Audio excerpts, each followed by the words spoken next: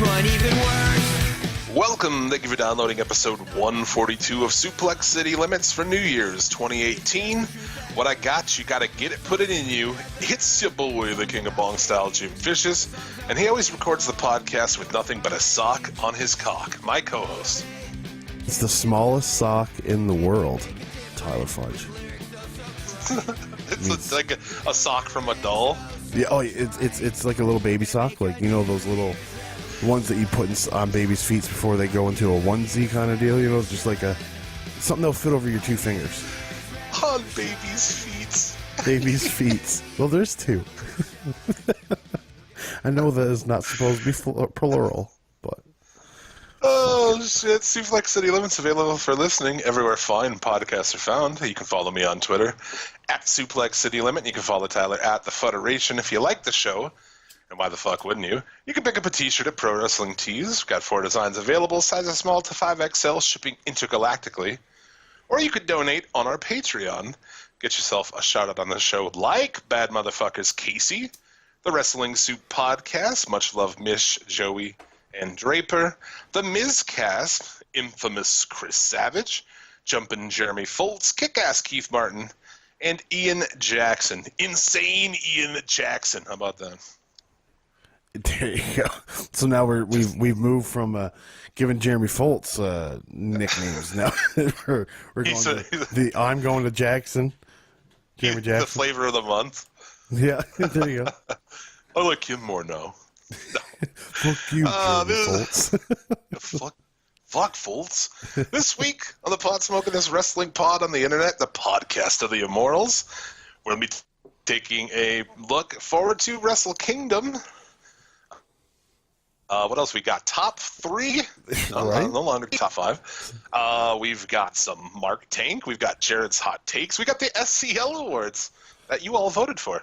Yes, we got tons of stuff to end off the year.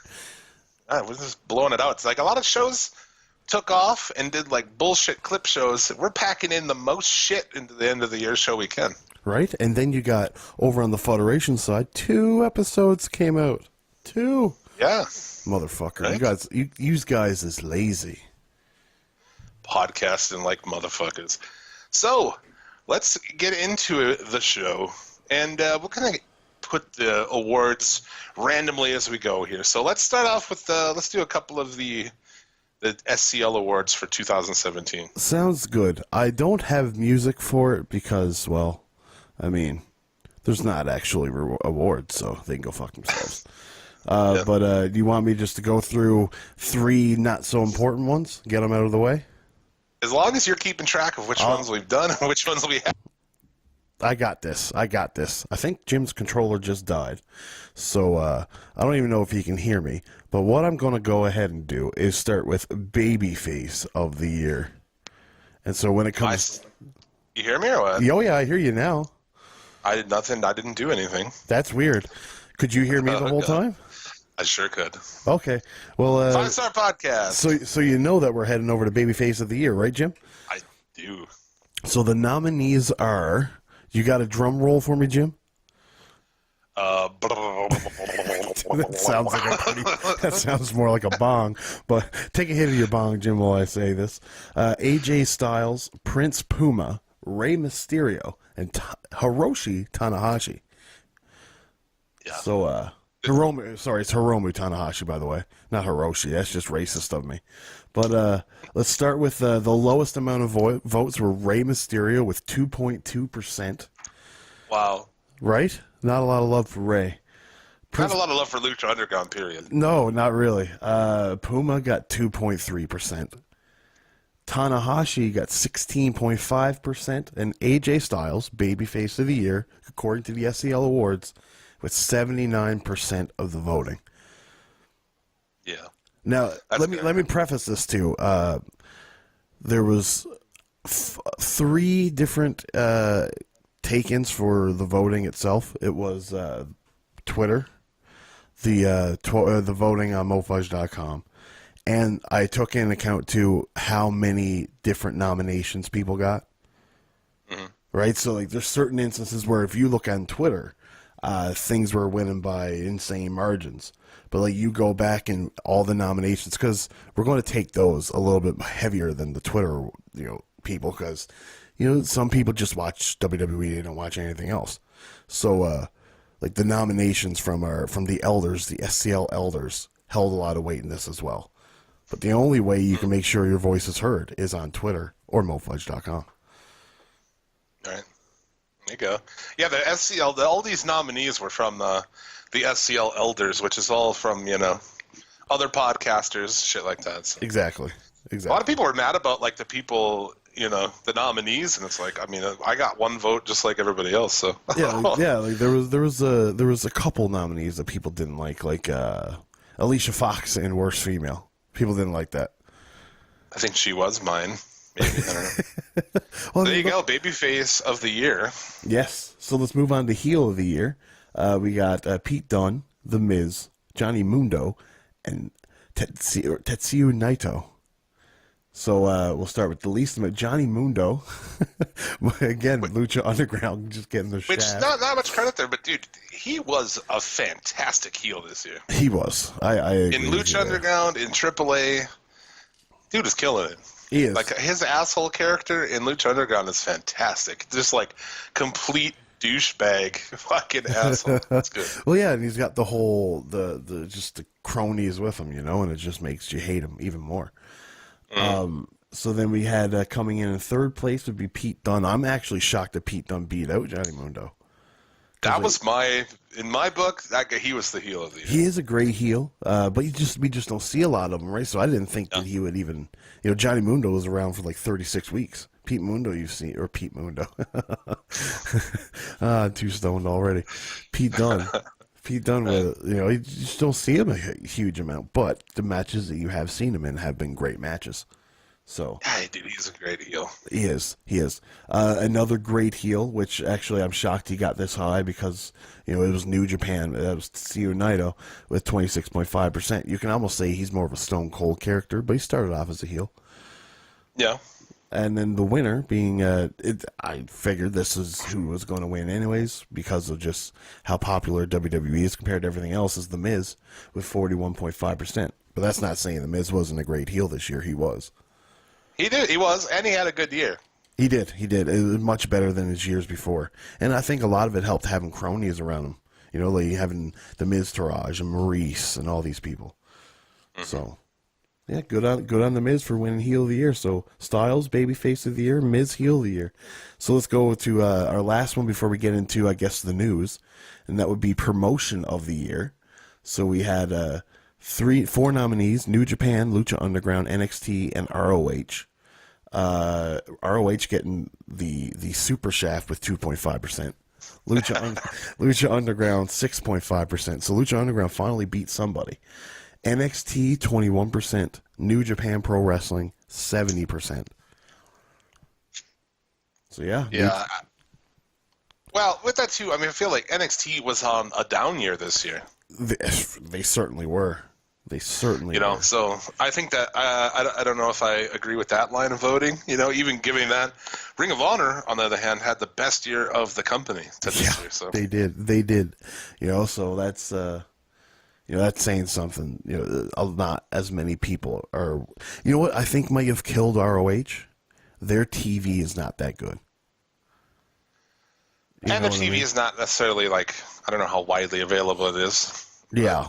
Well, you can get it on the Fight app, so that's pretty widely available. If you can get the Fight app to sync with your fucking Xbox, which I have nonstop issues. I just watched Ring of Honor illegally because my phone never seems to find my Xbox, although it finds my Roku TV in the other room. No problem at all.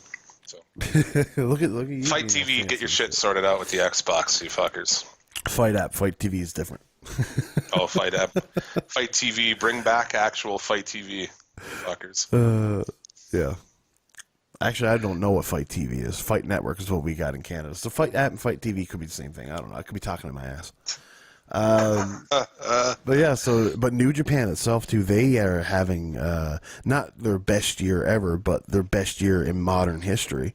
Their best year in America. That's for sure. They're up like 15-20%.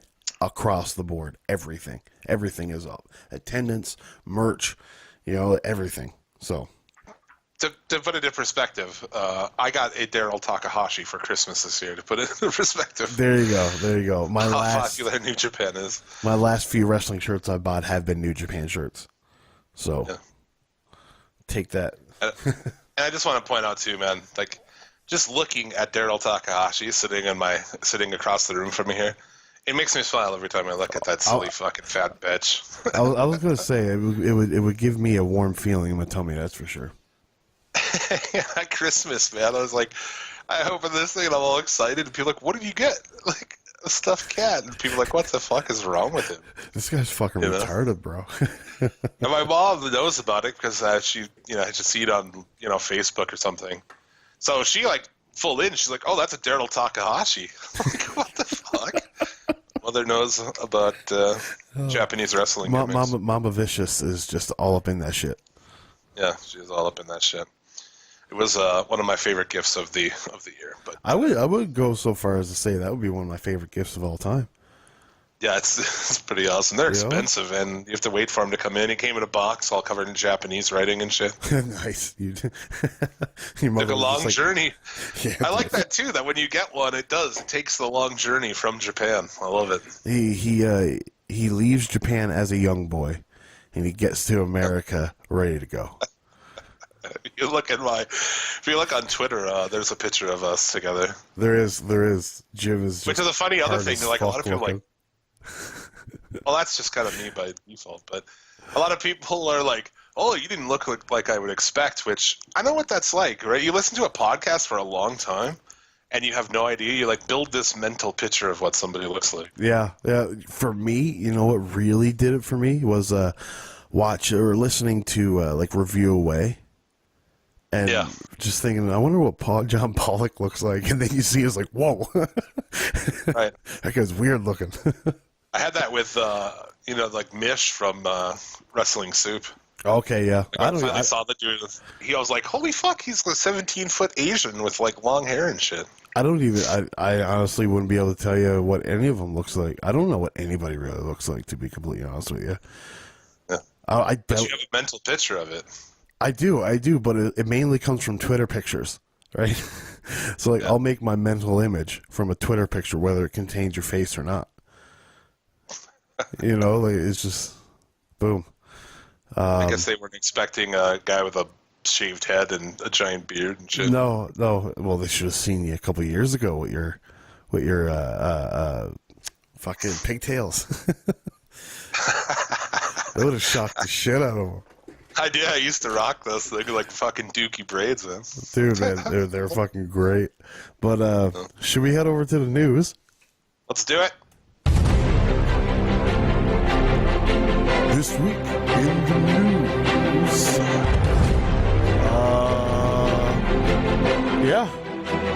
Stuff. Page. Over to you, Jim. I'm Jim Vicious, and this is news to us. Paige. More leaks, dude. It never ends with Paige. It doesn't. Or were you talking about her getting hurt? Both. That's why I stumbled, and I was just like, how do I preface this? I was just like, fuck it, just her name. Dude. The nudes keep coming, man. It's fucking great. She got a bunch of new ones. Yeah, she shows her fuck muscle a bunch, and then she breaks her fuck muscle. So it's like someone said she was injured, and I was like, "What did she fucking tear her pussy or something?" Yeah, she got kicked in the back. Yeah, I just figured it was a locker room, a gangbang related issue. Maddox showed up, and her and Woods just fucking went to town. And her and Wilder, it sounds like people are saying. Yeah, I've heard that. I mean, good on Dash Wilder, I suppose. It's like everybody fucked her, man. Yeah. Hell, Lumberg fucked her. Who's Longberg? Holy fuck, Office Space, man. Hang with me. Oh, I'm sorry. A lot of people got that joke, and right now they're questioning. You not seen Office Space? I have seen Office Space many times, actually. I thought that you're legit. I'm stoned, right? And my head is super that, literal. Man? Yeah, it was like, who's Longberg? That's a shitty fucking wrestling name. It is. It's like Rundgren. God, I I hate that name. But, you know, whatever. I mean, she's hurt. How long is she out for, did they say? She was at the bar that night, so I doubt she's out. Well, fucking course she was out. I doubt she's out. They're from what I heard, she's they taking her off the road for this week and going to reevaluate next week. How long do you think this chick will last before she gets fucking fired, honestly? I don't know. I don't know. I fucking hate her. Like, do you hate her? I can't stand her at all. Like, not even in a wrestling way. Just in, like, I fucking hate this bitch. Yeah, I mean, hate's a strong word because I don't know this bitch. I know what she looks like on every inch of her skin, but I don't know anything about her.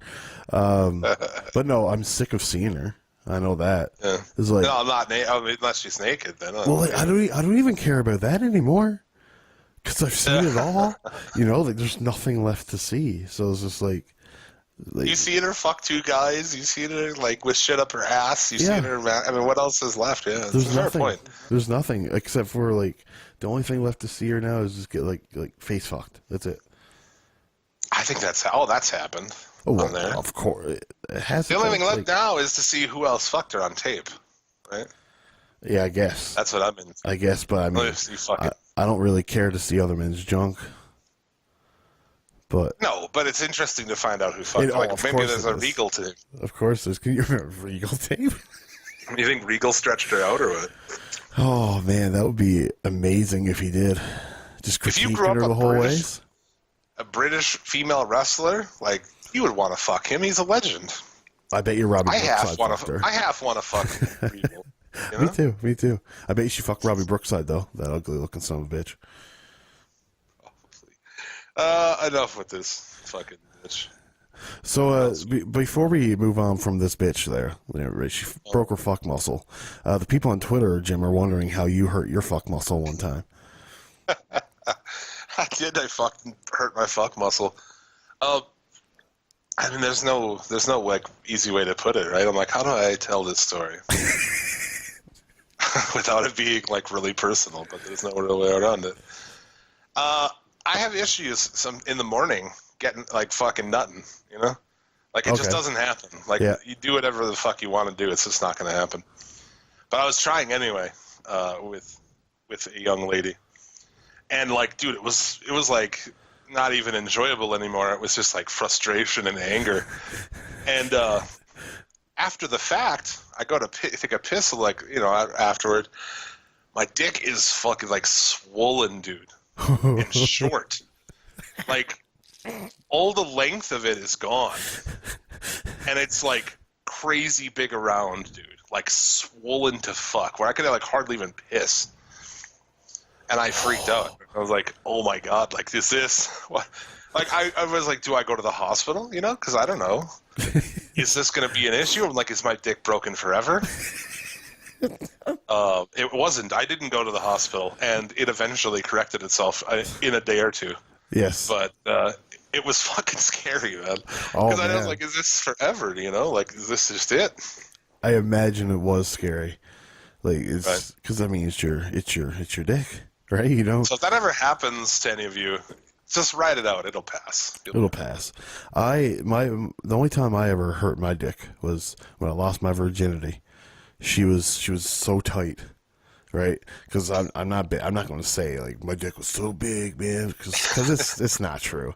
She was so tight that like fucking her, my dick hurt, and so like I was losing my virginity, and it's just like, man, this hurts. Why do people want to have sex? Like, this really fucking hurts. And like I was done. My dick almost went numb. It was so hurt, and it was like, man, this is not right. And it just turns out she was too tight. Well, man, at least you made it past like the 2-pump fucking squirt like everybody else does in the first time. Because I hurt too much. I would never have come. Well, you'd have broke your dick trying. Exactly. Like I seen my dick bend at one point in time. It's a wrestling podcast, by the way. That's true. And we're what 20 minutes into fuck muscles breaking. Yeah. Welcome to the Fuck Muscles podcast. I'm Taller Fuck Muscle Fudge. With Jim Visage Fuck Muscle. We're going to talk about dicks. What else we got in the news this week? Jazzy from the Mae Young Classic announced that she was signed by WWE, but they rescinded the contract shortly thereafter because they found she had 3 herniated discs in her neck. Yeah, she has since gone on to join a Mad Max-like road gang, and she travels the back roads of Germany, fucking looking for fuel. Somehow I oddly believe that. That's that big fucking blonde bitch, right? Yeah. Who looks like fucking Brigitte Nielsen. Sure, I was going to say Stand by that joke. I know who, I remember who she was the one fucking Flava Flav for a while, right? Yeah, she was in like 80s action movies, and like some people thought she was hot, but she was fucking gross and manly. She just looks like a female Dolph Lundgren to me. Yeah, that's what this chick looks like. Yeah, fair enough. I stand by my joke. I was like, I usually do kind of try to listen to the ENC pod. They're like, this is our guest today. And I'm like, oh. Yeah, no, that's the exact same thing I thought too. Is I'm not listening to that. I don't need to hear an hour of Jazzy speaking broken. If you want to marry manly-looking, shitty women wrestlers, then that's your business, Copeland. But Copeland too. It's true. I don't know Beth Phoenix though. She is attractive. She is attractive. She's not. You know, I'm watching, and I might as well just do the plug for it right here. We're pay-per-view Take 2 in January. We'll be doing the SummerSlam 2011. Yes. And the whole CM Punk coming into it, going out of it. And there's a Beth Phoenix match on there, and it is shit. Yeah, I would have. Who's she facing? Probably like somebody like Layla? Kelly. Oh, and it sucks 1,000 dicks. Yeah, I can see that. That was that's the summer I got back into wrestling. Wow, welcome back. Yeah. Fuck that. I was out at that time, so this is all kind of like, you know. Because they literally, I think I've told this story. The first night I watched back was with my girlfriend at the time. We were watching the CM Punk pipe bomb. I was switching through the channels. I seen CM Punk sitting Indian style on a stage. I was like, oh, what's this? And I was like, oh, cool. If this is what wrestling's like now, I'm going to keep on watching. Turns out it was only like that for a night. Yeah, that wasn't very long. Hulk Hogan is suing some people. Brother. Oh? Yeah, he is. He's in a lawsuit in the state of Florida over the tape with radio personality and host of the morning show 1025 The Bone. Evidently, Hogan alleges that they were involved in stealing, disseminating, using, and exploiting illegally recorded video.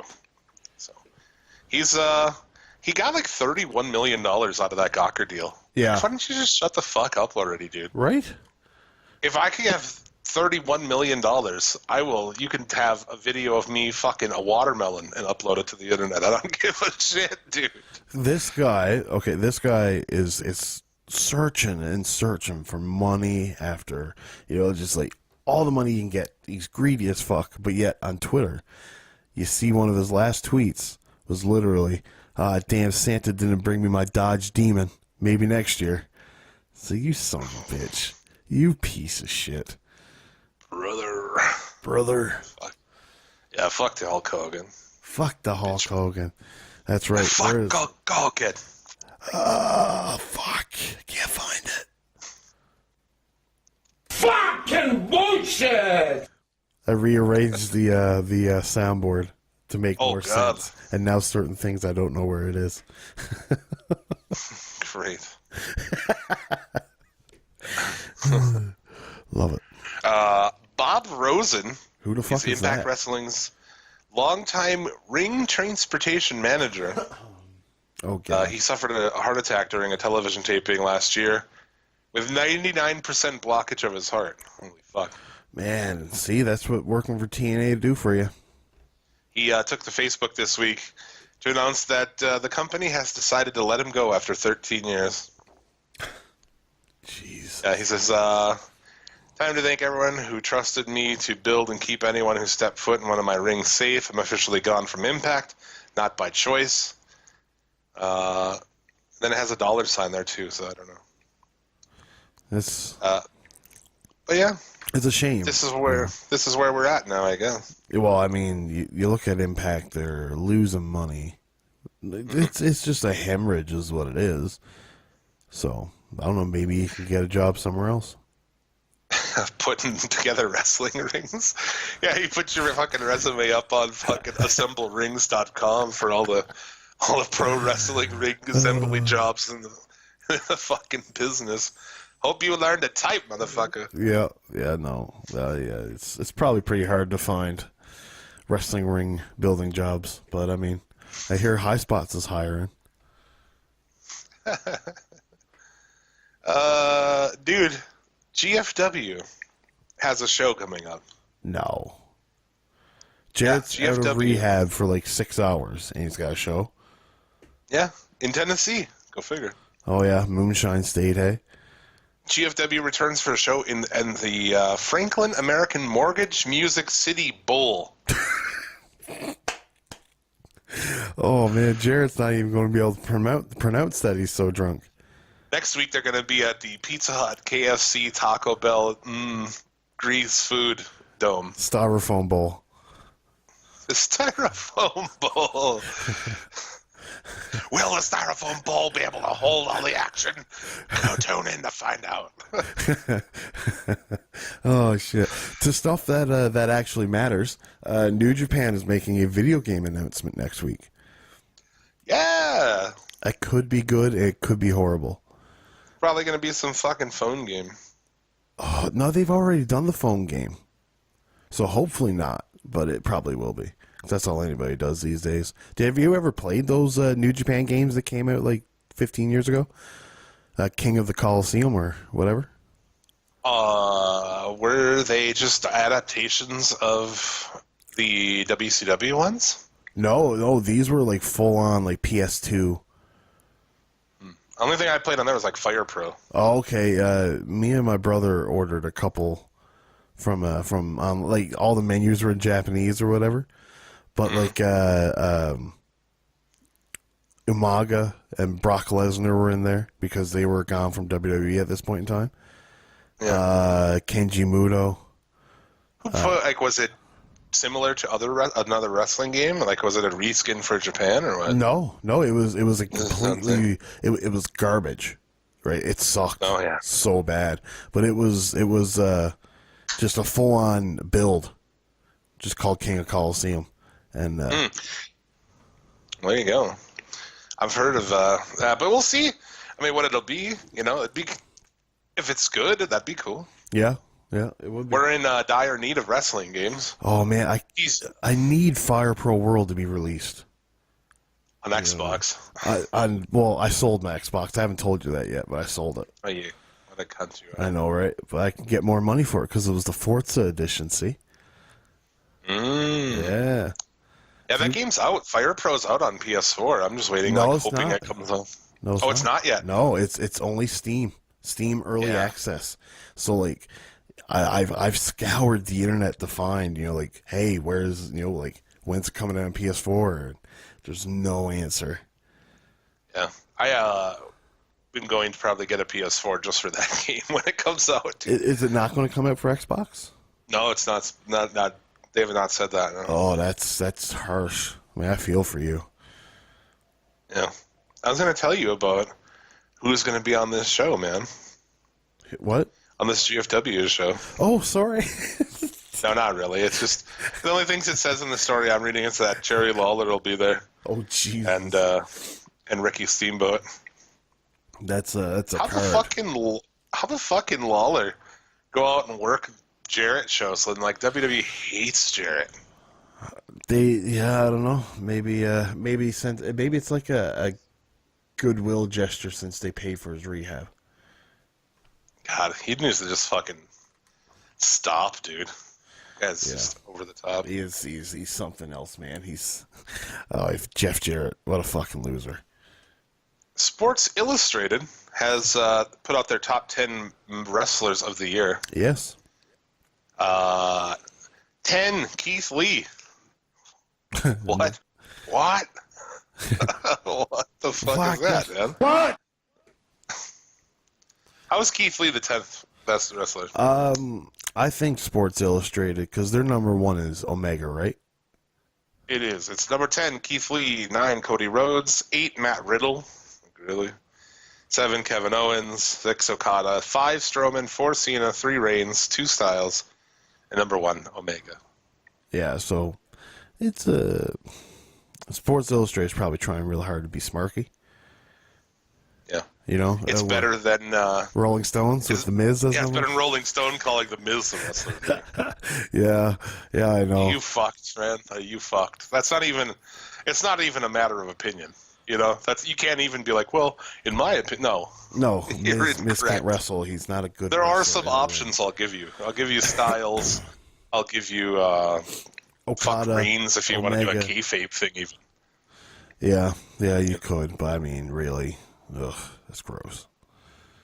But I mean, there's many names you can bat around. You know, you can go Styles, you can go Okada, Omega, Naito. There's a lot of names you can use.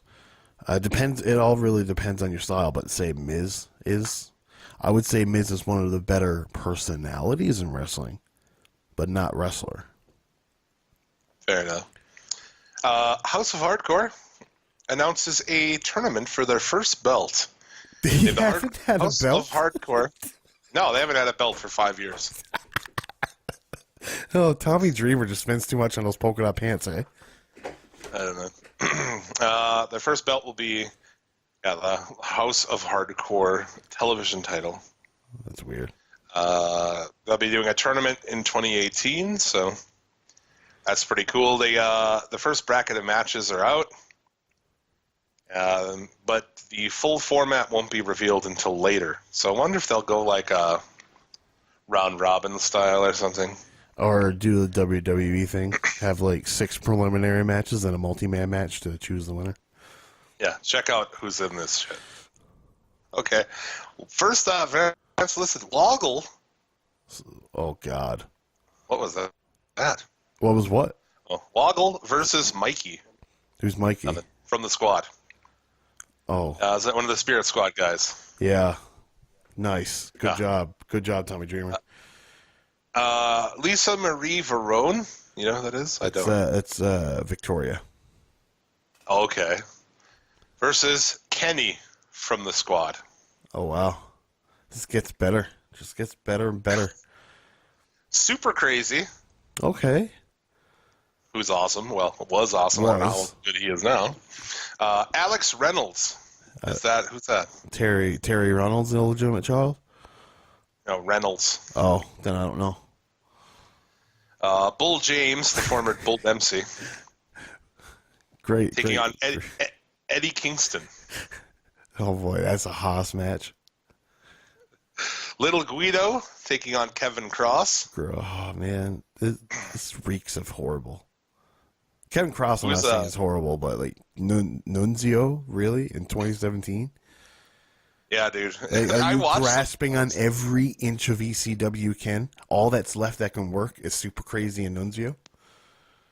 I mean, you have a hard time trying to tell me that any of the guys from the Spirit Squad draw fucking anything. They don't. What a waste of time. Get some young guys. Just build new guys. What are you doing? Yeah. Like, are there any other names on this horrible tournament? Oh, yeah. I just took a brief Smoke break. marijuana intermission. Let's see. Ace Romero taking on Dan Moff. That's a great wrestling name, Dan Moff. Dan Moff, he was big in ROH in 2003. As Dan Moff? As Dan Moff, yeah. It's a fucking shit name, dude. I wasn't surprised it never took off. He was a good worker. I mean, I can't see him being that good now. He was like a short, stout guy that could do. He can work fast, but he can work power style as well. So it was like Jeff Cobb before, Jeff Cobb 15 years ago, basically. You know what I mean, kind of deal. So I doubt he can do that stuff now. He used to run with Homicide all the time. Okay. Matt Riddle taking on Austin Aries. Okay, that's better. Yeah. Dude, the whole Matt Riddle thing, you'd think, like, smoker, all that shit, I'd be like, yeah, this guy, but I don't know, man. I think well, first off, I don't like barefoot wrestlers. That freaks me out a little bit more than not liking it. You know what I mean? It's like every time my attention gravitates towards your bare feet, it's like not wearing knee pads. I'm always looking at your knees. Yeah. Looking at you, fucking Gulak. Yeah. You gotta get that Kickstarter going, man. Mystery opponent versus Brian Cage. Okay. That could be something. That could be something. Crazy Steve. Crazy Steve. It's your boy, Crazy Steve. Taking on MJF. I don't know what that is. MJ, I have no idea. No idea. Crazy Steve. And then this one here, for some reason, is a three-way. Oh. I have no idea. I have no idea. Luchasaurus, which is the tall, shitty Undertaker. Oh, Judas Devlin. Dinosaur guy from Lucha. Willie versus Willie Mack versus Matt Cross. So that's, Okay, I mean, you can get Judas Devlin out of there fast. Yeah, I mean, he does kind of use these guys, these other guys more. If you want to have dudes from the Spirit Squad and the undercard, that's fine. But use guys like fucking Willie Mack and Matt Cross. I mean, yeah, I mean, like you could have a much a tighter, more precise tournament without all those losers in it. You know what I mean? Like, you don't have to have a three-way with Willie Mack. Just have, just a singles match between him and Matt Cross. Get rid of the who cares about Victoria or Swoggle. Just Victoria, she's going to go deep in this fucking thing as the only woman. You'd think so, eh? Fuck. That's nonsense. Yeah. But it's how you read it out is almost like there's a gimmick side to the tournament. Like, one side of the brackets is a gimmick with a couple good guys in there. Then the other side is like it's like block A and block B. Yeah, it could be that kind of a situation. Also, you could also book a tournament like WWE does with the U.S. title one and just put all fucking nobodies in it. So that'd be an option too. English versus Woods is one of the matches. Like, fuck me, man. Like, I wonder if Xavier Woods is going to get the U.S. belt. Right? Yeah, right. You can see how it's going now, though. It's going to be Jinder Mahal against Bobby Roode, and Mahal's going to win. That's how. If you look at that bracket, it screams like it's. You know how like you see like a Beautiful Mind, people just put the lights go from one thing to another, and it makes a connection. It just automatically does it. Yeah, it's pretty shit. Hideo Itami annihilates Kendrick. Fatality. Exactly, dude. Fatality. I knew it as soon as I seen it, man. When they did that, I seen his face ricochet off his knee, and it's like, oh. And then once the match was over, you had the trainer and Jack Gallagher and everybody next to Kendrick. It's like, oh, you fucked him up. In my notes as it happened, I was like, he is fucked. Yeah. He is fucked. Yeah. So now you got Kendrick and Kalisto out. Kendrick and Kalisto out. Why is Kalisto? Kalisto wrestled after that. Oh, did he? Madison. Yeah, he was at the Madison Square Garden show. Oh, okay. So it was basically his wife just overblew it. Oh, probably. Yeah. Better than underblowing it. I suppose. That's where she hangs her head off the bed. Yeah, and you just fucking annihilate the back of her skull. It's an underblow. That Madison Square Garden show, Matt Hardy came out to the piano-y music, or some piano-y music. Yes, yeah. He's also hinting at Queen Rebecca. Yeah. I don't think WWE would hire her. She's a fucking mad person, a mad woman. I wouldn't hire her. She's like the equivalent to Sue Young, just crazy as fuck. She's crazy, but she's ride or die. That's what I do like about her. Yeah, no, it's true. Not too many people stood behind Matt Hardy in his life. Reby Hardy will. So that's cool. Like, that's all you can get, really. Like, in this day and age, man. Just if you find yourself a ride or die chick, just stick with her, man. Yeah. Yeah, buy her a douche every now and then if you need to. Just stick with her. Yeah, there you go. Have you seen the Fastlane main event get spoiled by the stadium running an ad for it? What was it again? I forget. Four-way match for the WWE Championship: AJ Styles, Orton, Nakamura, Owens, and Sami Zayn. So 5-way. Fucking 5-way, dude. Of course. Yeah. Why not? Well, I mean, it's the show before WrestleMania. You can't expect anything big to happen there. But a 5-way. So that's everything in WWE. That almost excludes Orton, Nakamura, Owens, or Zayn from winning the Royal Rumble. Mm. You know what I mean? Yeah. Why would they have a match at Fastlane if one of them won the Royal Rumble? Oh God, who do you think is going to win the Royal Rumble? I suppose we'll talk more about that once we get there. Yeah, I suppose we can get into that later. maybe we'll get into it in like 3 or 4 weeks. Yeah. Monday Night Raw, as everyone knows, was on Christmas. So you may be wondering, what did they do? Anything special for these guys? So the WWE helped pay them back for missing time away from their families by paying for their hotel rooms. Wow. Yeah. And wow. Thanks, guys. Yeah, they also threw a party after Raw and SmackDown.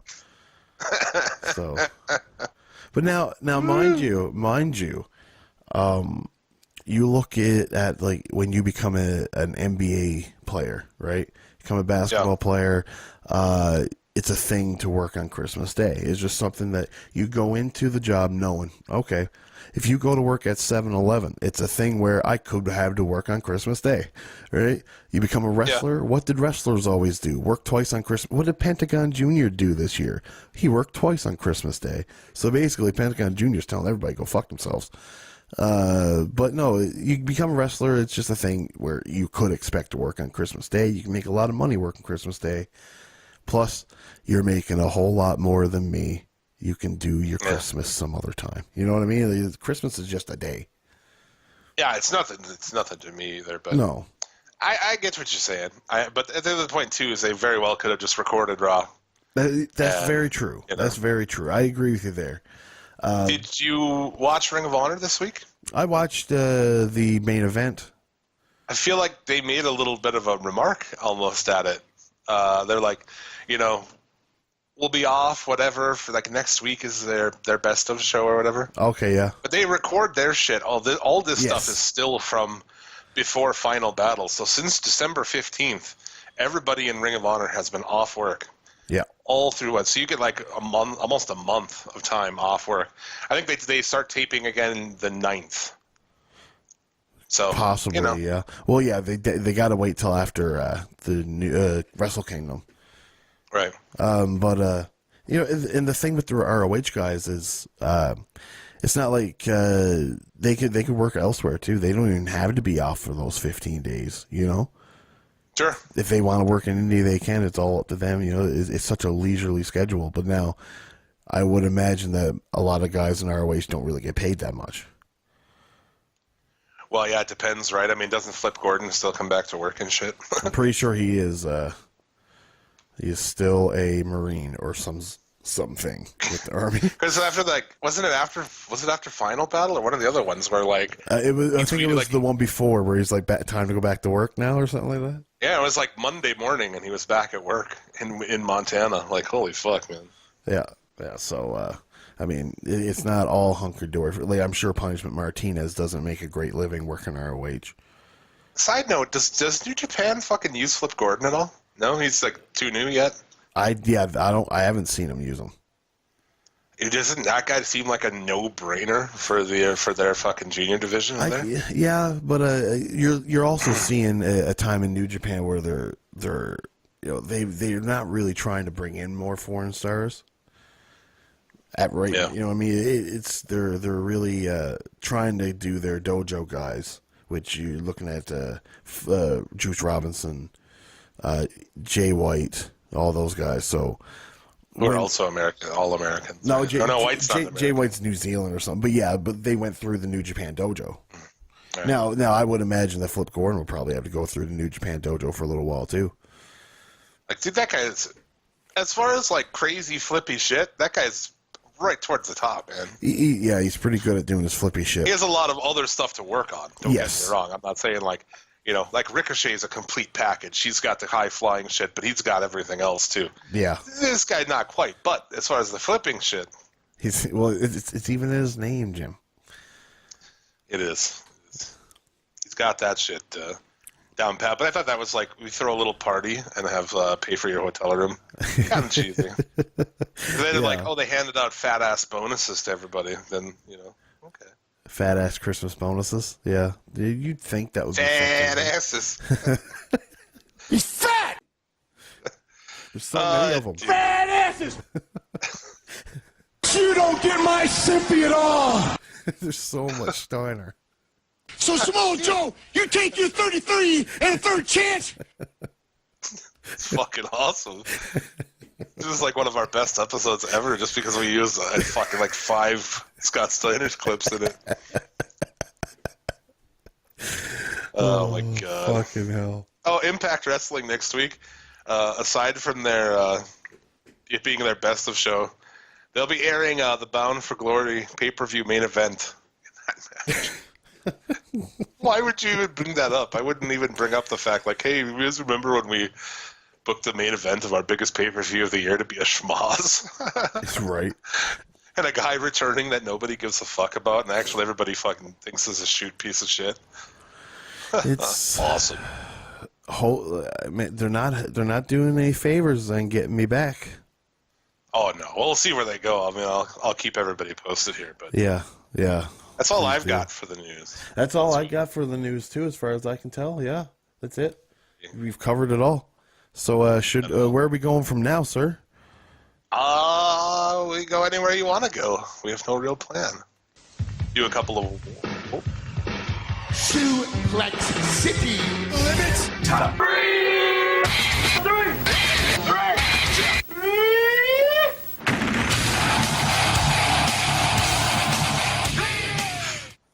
I like what you did there. Thank you. I like what you did there. That's fantastic. Top 3. So explanation, I think, is first. Top 5. We've had weeks where we had to put matches that we didn't really think were that great, or we didn't really like them that much, but we needed 5. So top 3 from here out. I think it's a lot better. I solemnly agree. I can almost predict what next week's top 3 will be. But yeah, top 3, just so much easier. Like, so we would have to go through and put matches that I was like, I guess we'll put that on. And to me, that's not really in the spirit of what it was supposed to be. Right? No, well, it was supposed to be like, hey, go out of your way and watch these matches. So yeah, and when we started too, there was a lot more wrestling. There were 2 WWE pay-per-views every month. You're bound to get 1 or 2 from there. You had Lucha Underground, which you can take 1 from every week. ROH, you can take 1. NXT, you'd be able to take 1. We had our top 5 very easy. The G1 had started. We had so much of great. Now, once we hit November, it really slowed down. Yeah. And made top 5 really hard. So going on into the new year, I'd say quantity or quality over quantity. Top 3. I like it. So, what do we got on here? We got Rusev Day. I'm just calling him Rusev Day now. Oh, of course it's Rusev Day. Well, on, they even called him. I think New Day called him Rusev Day. That's what they should be. Taking on the New Day and Gable and Benjamin on SmackDown Live. They had when they started it as that awkward 3-way again. I was like, oh no. This might get bad as a television match. But, man, I was so wrong. That was awesome. Yeah. It was a really good match. Yeah, it was great. I was shocked that I was going to be so into Johnny Gargano, Sullivan, Dane, and Black on NXT.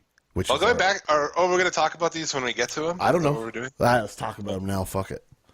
Oh, I want to talk, dude, just throwing out like little things from that. Gable, Germaning Big E, and English. That's pretty awesome. Yeah. English is a tribute to his father-in-law, Eddie Guerrero, with his frog splash. That was pretty cool. It's cool. He does it. Because, I think he should be using that as a finisher. It looked well, good. yeah, you shouldn't. What else is he doing, you know? But what is his finisher? I have no idea. I don't know. They used to use the whirling Jervis or something when he was with Simon. The whirling dervish. Dervish, there you go. Yeah.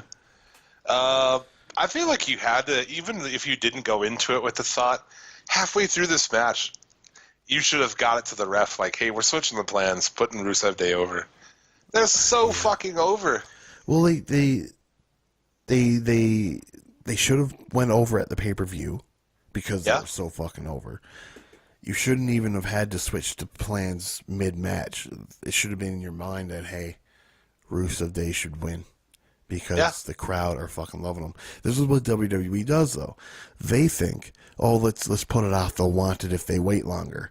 But they'll make people wait for like 6 months, and then they don't care no more.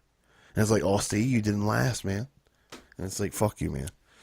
That's exactly what it'll be, because right now is the time. Get on it. Yeah. And they're not going to do it. They're going to instead on SmackDown, not to get ahead of ourselves, they go with Gable and Jordan, who are nothing. They're cold as fucking ice. Nothing. Gable and Benjamin. Benjamin. I still call he's old Jordan. Dude. He is. He's the old Jordan. It's great, though, when they call him old Jordan. And, like, why is Gable a heel now? When did he turn? They turned heel, dude. We talked about it on here. It was like, oh, by the way, they're heels now. The Usos are faces now. It's crazy. I did like Gable's love for Boxing Day, though. Yeah. Oh, yeah, a little show, a little Boxing Day love. A little Boxing But yeah, Day. they didn't turn those guys at anything. They just all of a sudden 1 week they came out and they were heels. Yeah, just starting to cut. Like, Benjamin just seems confused. He just cuts a promo without emotion. Yeah. But Gable's pretty snarky. Yeah. Sammy Wow. Sammy Wow, yeah. We also got the Big E dive, which is fantastic. I thought he had killed himself. Do you think that every time? Every time, dude. Because it's so he's too big, he's too top heavy to be doing shit like that. He just falls that's it, face he's dead. first. He's dead. It's like the Undertaker. No, he's not dead. He gets up. It's like the Undertaker. Every time he would do his dive in the last 10 years, he'd just fucking do a head first fall, just down.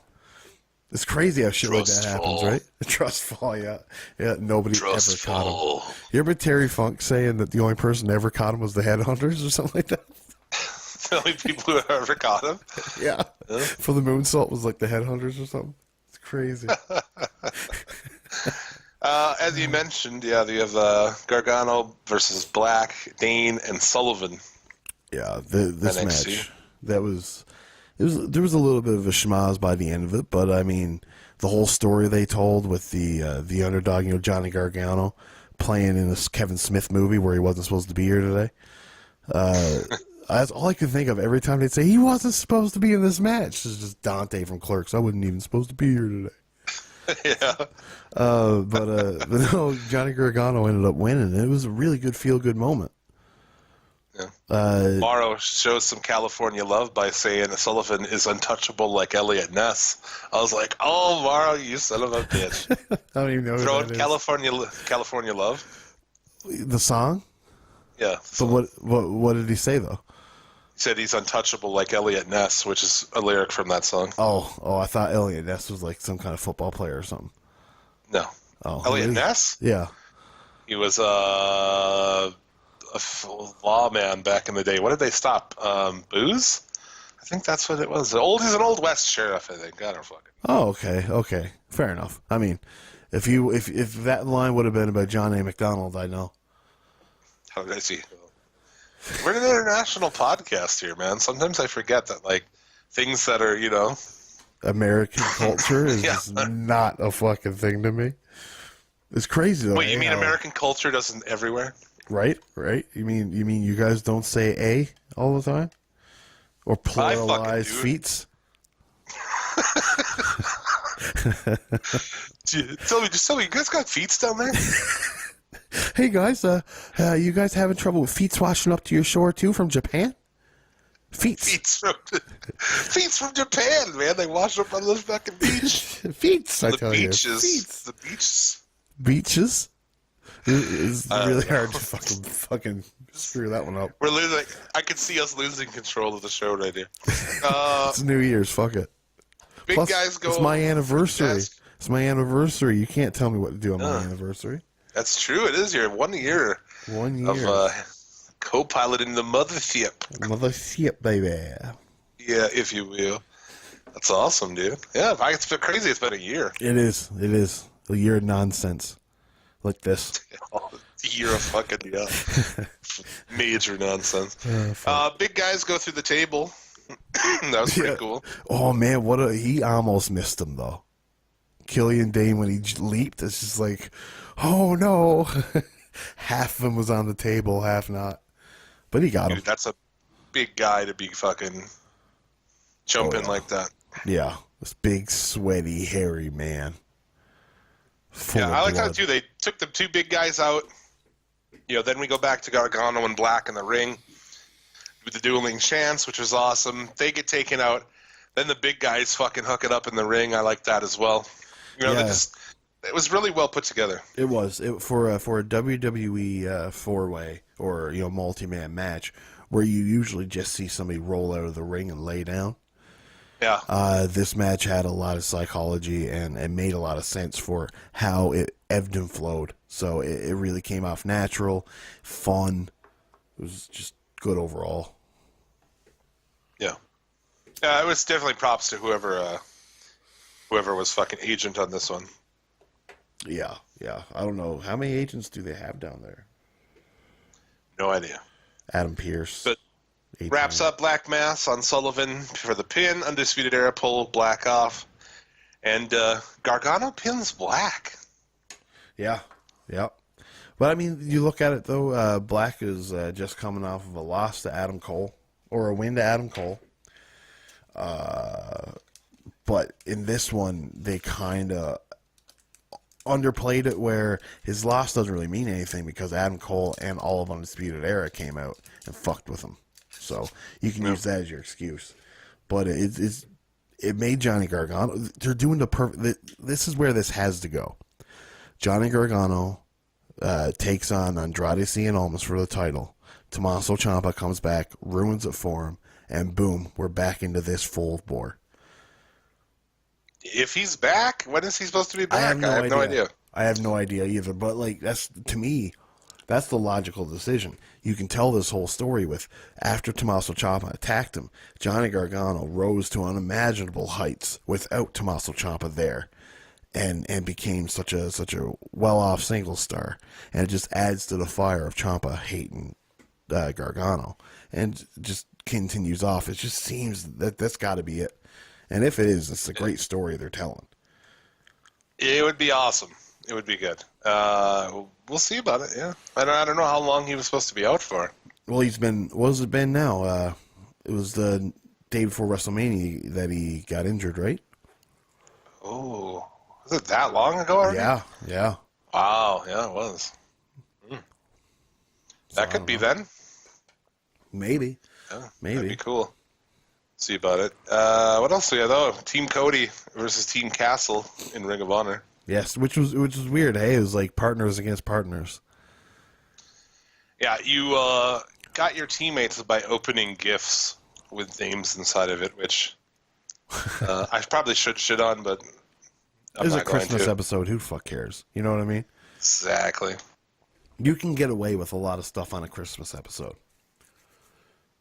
especially if you're pre-taped. Yeah, it was super fun, man. I mean, I don't know that I even have any notes about it.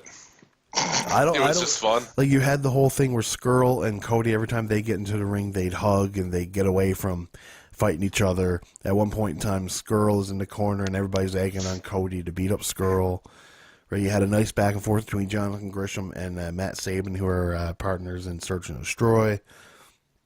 It was all around. Handsome was there all by himself, no row. I love they did that spot again too, where everybody runs into the corner to throw a fucking clothesline, but every time Skrull does it, he gets fucked. I just love that spot. Yeah, he's a really good. This whole Bullet Club deal, they do a really good job while in ROH just being the comedy guys. Yeah. Have you seen Skrull, like, on the new Being the Elite? Like, he wants to be a singer and shit, and he puts on a concert. Backstreet Boys and all that stuff. Yeah. Like, what the fuck, dude? Yeah, it's so weird. But did you see how the Backstreet Boys got a hold of him on Twitter? No, I didn't. They did. Said he sounds great. What was the deal at the beginning of that, where he's like, is he looking at a picture of Kenny Omega? I don't know. I have no Something idea. really weird, too, like... I don't know. There it is. They're doing the whole Cody and Kenny Omega thing they're doing too on Being the Elite. Almost has to be like there's a match coming up at some point in time because they're being all nice to each other now. Yeah. So I would imagine you'll see a Cody Kenny match at some point in time. Maybe on the Long Beach show actually, or the. Remember how? Oh, Cody and Kenny. Yeah. They've teased at it. Yeah, they've teased at it for a while now, but like on Being the Elite, they've gotten back together, and it just seems like they're coyishly building this up to something. That could be something. So that's our top 3 for the week. Go check out those matches if you didn't. And now it's time for Jared's Hot Takes.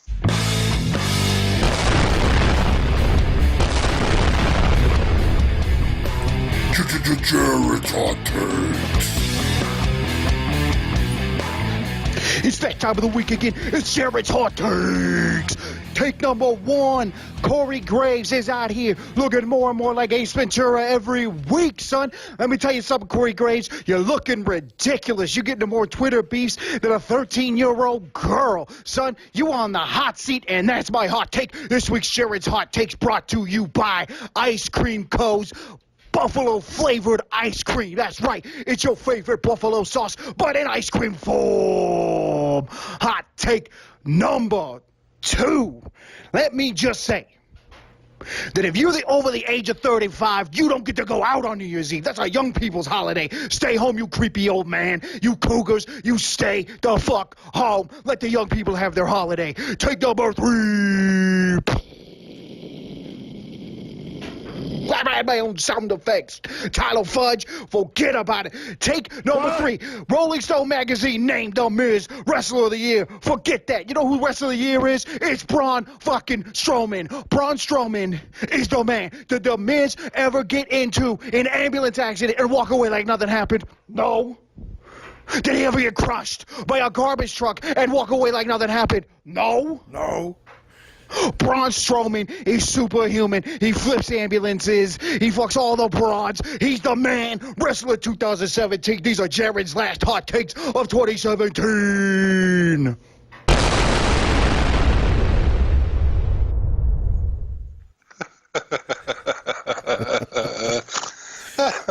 Fucking. Oh, there you go. No. Jared. No. Jared's Hot Takes. Fucking awesome. Those are super fun. All right. Let's, it also gave me time to pack up more weed. I was smoking weed the whole time. It was great. That's great. Let's move into, we'll do some more of these awards. Let's do it. Let's get into most overrated wrestler of the year. So let's see. The nominations were Roman Reigns, Bobby Roode, Randy Orton, and Shinsuke Nakamura. We took a lot of heat for these. A lot of heat. What were people mad about? They were mad about Nakamura and Rude mainly being on this list. About Shinsuke Knox not having any good matches since he's been on the main roster? Not having any really good... In my opinion, nothing stands out like Sami Zayn, his first match. Nothing has come close to it. No. No. Put him in there with Styles or Zayn. Figure out how you're going to do it. Make it happen. Oh, they could easily do it for WrestleMania. To me, that's the obvious answer. Nakamura and Styles at WrestleMania and let them just tear the house down. Yeah, give them a half hour and let them go fucking nuts. Yeah. But now, you don't even need to. They know what to do. They don't even need to agent them. No, not at all. You got Rude came in, well, this is almost first place, really. He was 17% of the votes. Then it came Nakamura with 18.5%, Orton with 20.3%, and Roman Reigns winning the most overrated wrestler of the year with 44.2%. He is. He's the most overrated wrestler of the year. Come on. He is. It's obvious. You know, it's the whole John Cena curse. Yeah. You know, when you get pushed to the moon, when you really can't work at that level, then yeah, it kind of happens. Let's go to the exact opposite, most underrated. Now this is where things got interesting, where Roman Reigns was on this one as well. So you had Roman Reigns, Rusev, Luke Harper, and The Miz. You had Roman Reigns actually coming in last place, so makes sense with the overrated one with 12%.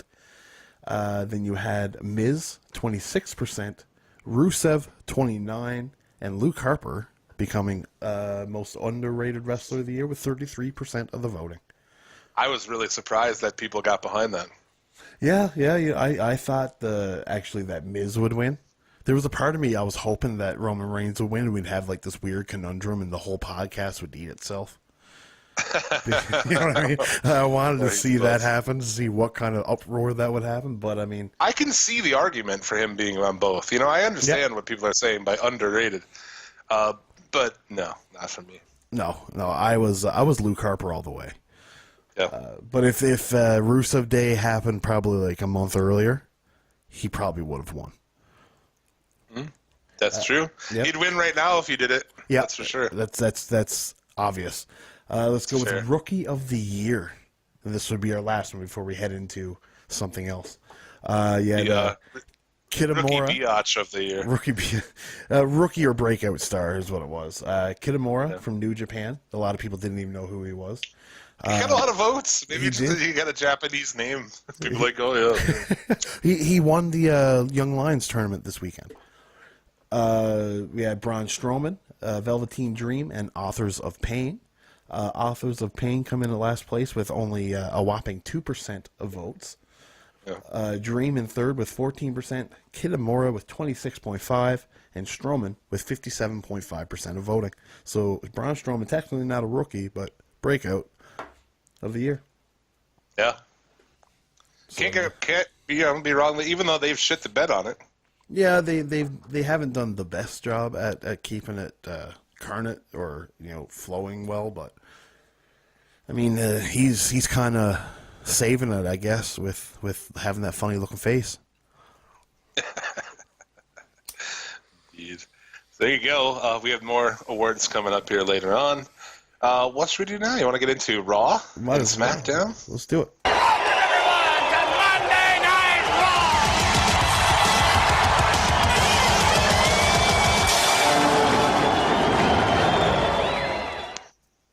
Raw in Chicago for the first of two nights. Always a good crowd in Chicago. It was full. They were able to do the old pan of the whole place, which they haven't been able to do in a while. And they love to do that. Now, when's the last time you saw that?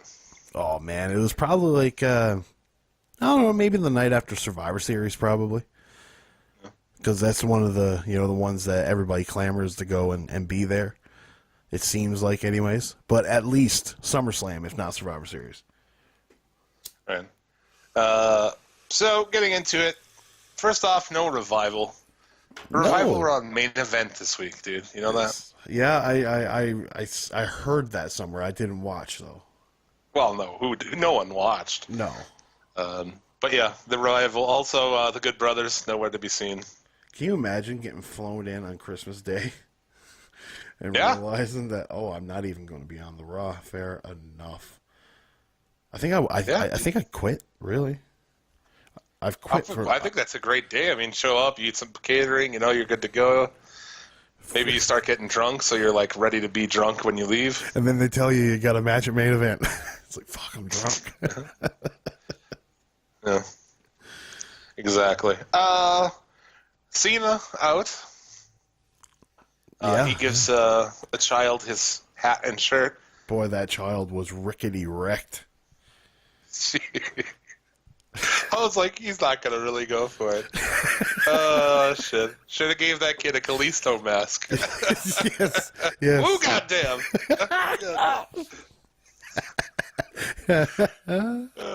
Oh, that was great. But I didn't know if I was like going to go for it until it happened. Oh, I was going for it, man. I couldn't wait. But no, I mean, poor kid, blah blah blah. He wasn't wearing the right colors. But why? I mean, the right colors. Get your colors updated. Elias comes in. Someone finally figured out that Walk with Elias is WWE. It took them this long to figure that out. I didn't even realize it until I watched that episode. But I hadn't either, but I'm not paid to think about these things. That's true. Jim, I liked this segment up until the match started. Really? You get a lot of CM Punk chants, the first of many throughout the night. Yes, and Elias Sampson had a great rebuttal for it. But, yeah, it was all right. He's actually the first one to almost say it, aside from like Stephanie McMahon. If you're going out there in front of the Chicago crowd and you don't have some comeback for the CM Punk chants, you're crazy. Yeah, that's true. But Noah, I really liked his caressing John Cena's lips. I thought the punch too to John Cena was well executed. The sucker punch.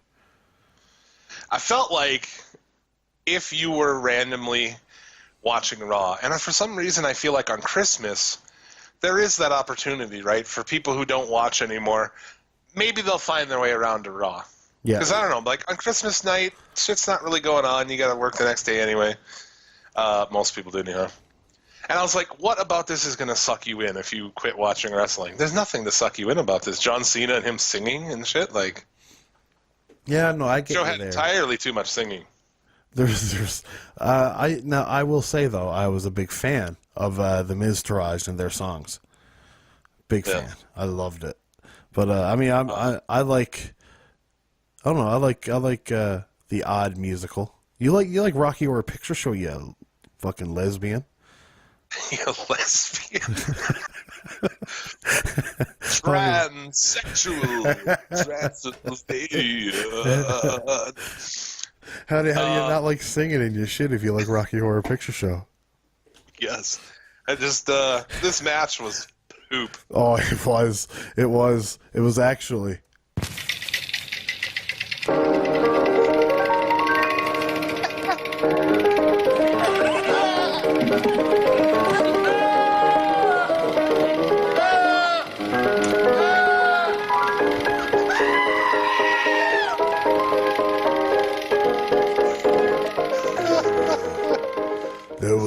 There was some people down in the dungeon in Cloud 69 here in heaven, and they were screaming because I was stretching their assholes out, their kneecaps out, their mouth. I love stretching their mouths out.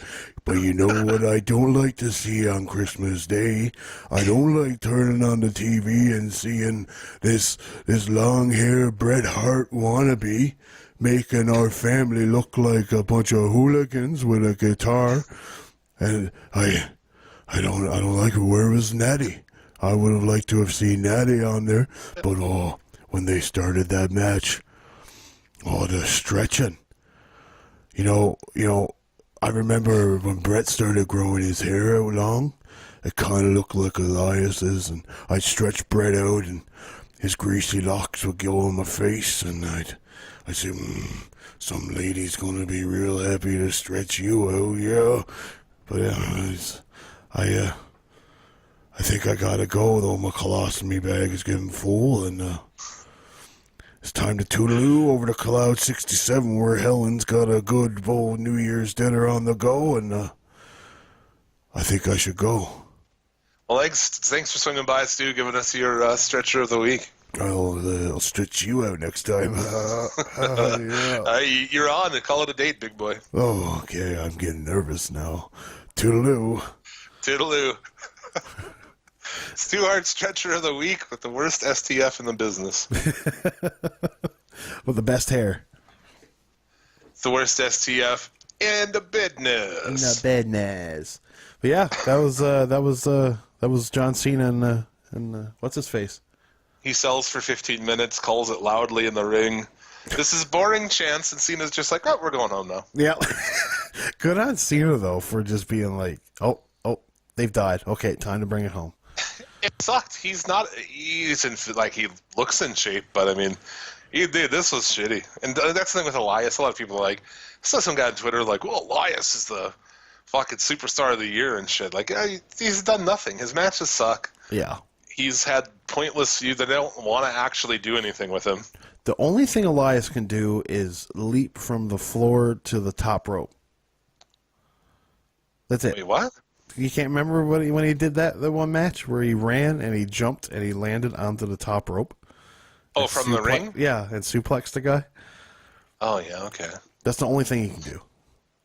That's it. Yeah, Moose can do that too, and he's way fucking bigger and Yeah, well, considerably blacker. Well, I mean, a white man can't jump, right? Yeah, that's true. At least he didn't need a fucking trampoline like Kalisto. Who goddamn. What else we got here? They set up this tag match. Rollins and Jordan. Yeah, because they Young argue. Jordan. Yeah, young Jordan. They argue with Kurt Angle on who should face Samoa Joe. Like they really took a left turn with Jordan at the end of this show, hey? It's disappointing. I must say I was very disappointed by the end of this Raw. Why didn't you set up this shit ahead of time? They also set up Reigns and Joe for the IC belt. Why not do it a week in advance? Right? Right. Next week on Christmas Raw, tune in. We're gonna have 2 championship matches. Yeah, there you go. That's. But no, Jim. It's Christmas. People are going to tune in anyways. But you know what, though? They were talking about the ratings for this Raw. How, before the last commercial-free Raw, we had done great numbers. This one here did the same numbers as last week. So you know what that says?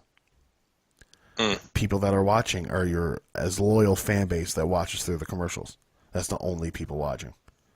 Yeah. Ever. Well, the first hour had no commercials. Is that right? Yes. Yeah, and didn't do that well because, you had like 45 straight minutes of Cena and Elias. So first hour of SmackDown also had no commercial breaks. Yeah, that's true. Fared a lot better than this one did. It did.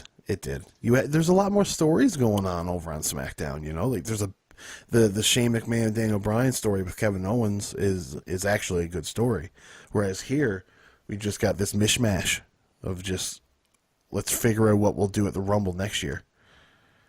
Yeah.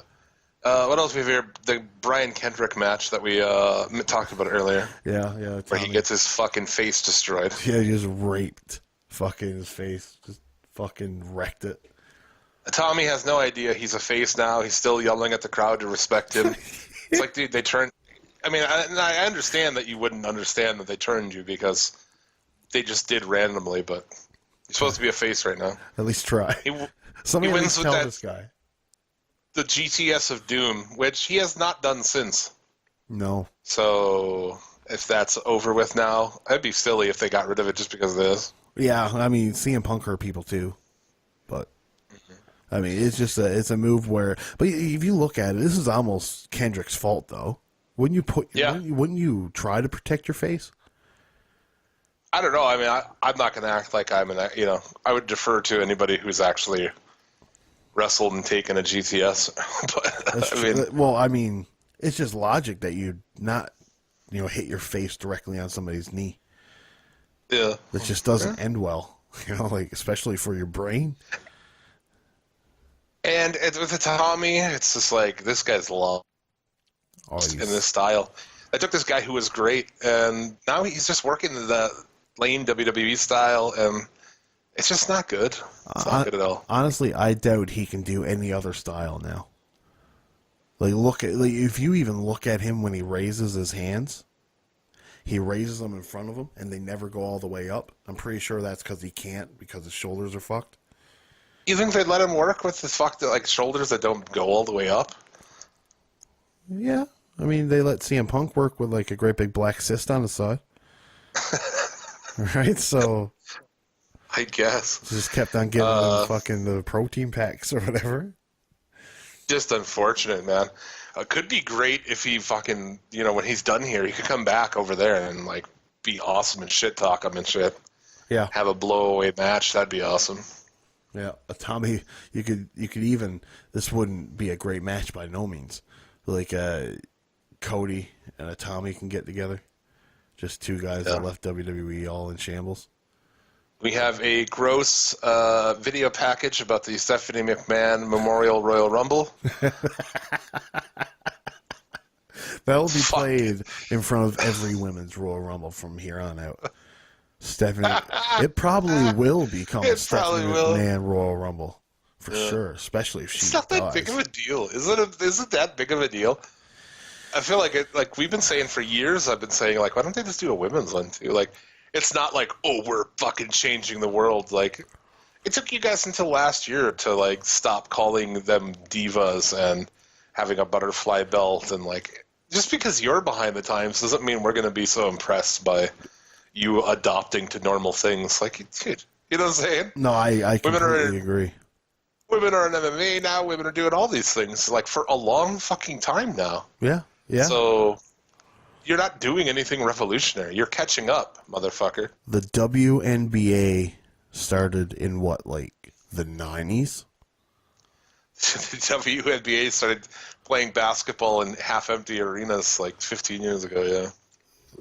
There you go. If women could have their own basketball league, I don't think we should be all up in arms that women got a Royal Rumble match in 2017. Yeah, it's like Gay it's not people that have been able to marry, for, like globally for like fucking 10 years. Not even globally. You'd be Well, surprised no, how many like, places. There's places where you can, right? Like you can, like if Oh, sure. you go to the States, there's a lot of places in the States. I know all of Canada you can. They've been able to for a while, and then you got the WWE. It's just like, hey guys, look at us. We're letting women have a Royal Rumble match. It's like, Yeah. okay. But it said Bo and Axel, they sang a Miss Carol to the women backstage, and the crowd actually cheered for it. I was groaning, but the crowd was cheering. I loved it. Like I said, I absolutely loved it. So they did manage to get it over. So I guess props on them. Just not to you curmudgeon. Yeah, pretty much. Paige, with her, who had great leaks this week, was out with Abhorlution. It's catching on Twitter. Hashtag Abhorlution. Yeah, they're, I don't know, Mandy Rose is, I still like looking at her, but rather when she's not in the ring. Yeah, do you like watching her try to fucking wrestle? Yeah, no. Oh, And say what you will, at this point, Sasha Banks still had the biggest reaction of all the faces. well, that's because she's with Bailey and Mickey James. Come on. Mickey James has been portrayed as old fart for months now. And Bailey, they have given up on Bailey. She is nothing. She's just going to be a figure in WWE. Yeah, Sasha Banks hits a double knee in this match. That was fucking embarrassing. Embarrassing, dude. It was so bad. I don't even know who she did it on. But it was just... And this match was piss poor, I thought. It was. And Paige pins Bailey off of a completely dog shit rampage. Like, it's your finishing move, dude. Like, that's your move. You can't do it right. I don't even know what to fucking tell you, man. Yeah. You should be practicing that instead of practicing stressing your asshole out. You look at Paige now compared to how she was somewhat toned when she first debuted. Yeah. She looked like a girl that was in shape. Now she's just a skinny chick. Yeah. Right? I don't know. I've lost all appeal to Paige. I said to somebody, I was like, you know what, man, I don't even care to see Paige anymore. I've seen everything I need to say. I've even said that at the beginning of the show. You're probably the person I'm referring to. Yeah. I remember, just seems like, just recently I was talking to a guy about wrestling, and, Ah, shit. that was me an hour ago. Renee interviews Joe, and they don't talk about how he injured her husband. That's weird. But now, mind you, he was coyishly hinting around that he gets to spend Christmas with the people he loved the most, not his wife. Yeah. No, I mean, they kind of put it in there subtly, which actually I do prefer, actually. Yeah, this was good. I will say and she played it off like she was, like visibly upset about it. So, I don't know. They at least let her have life. They give her storylines. Yeah. Rhino, as part of his plan to toughen up Slater, has him take on Kane. He calls him baby the whole time. Yeah, baby. I think he went to the Jimmy Hart School of Wrestling Management. Yes. Yeah, baby. Baby, yeah. Get it, baby. Get it, baby. Speaking of which, just a random, again, I've been watching SummerSlam 2011. Yeah. Jimmy Hart shows up in there. What? Yeah, he's backstage and he's like trying to tell R-Truth that he should be R-Truth's manager and shit. I was like, fucking Jimmy Hart needs to show up more, dude. Bring him in. Fly him in for Raw. Give him some catering. Give me a couple, I need a couple of fucking babies on fucking Raw. I agree. I think that's something that would go over like a fucking... It would go over better than a fart in church, that's for sure. Much better. Jimmy Hart, I mean, what is he I don't know, maybe he doesn't want to go on the road anymore? Or, like, is he not working because he doesn't want to, or is he not working because they just don't want him?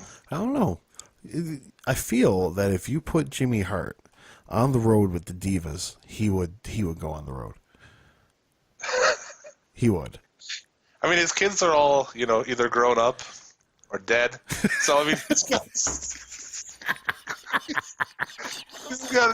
time to go on the road. What is he, the Iron Sheik?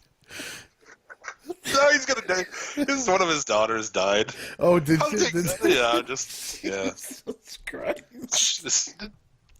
Just scumbag,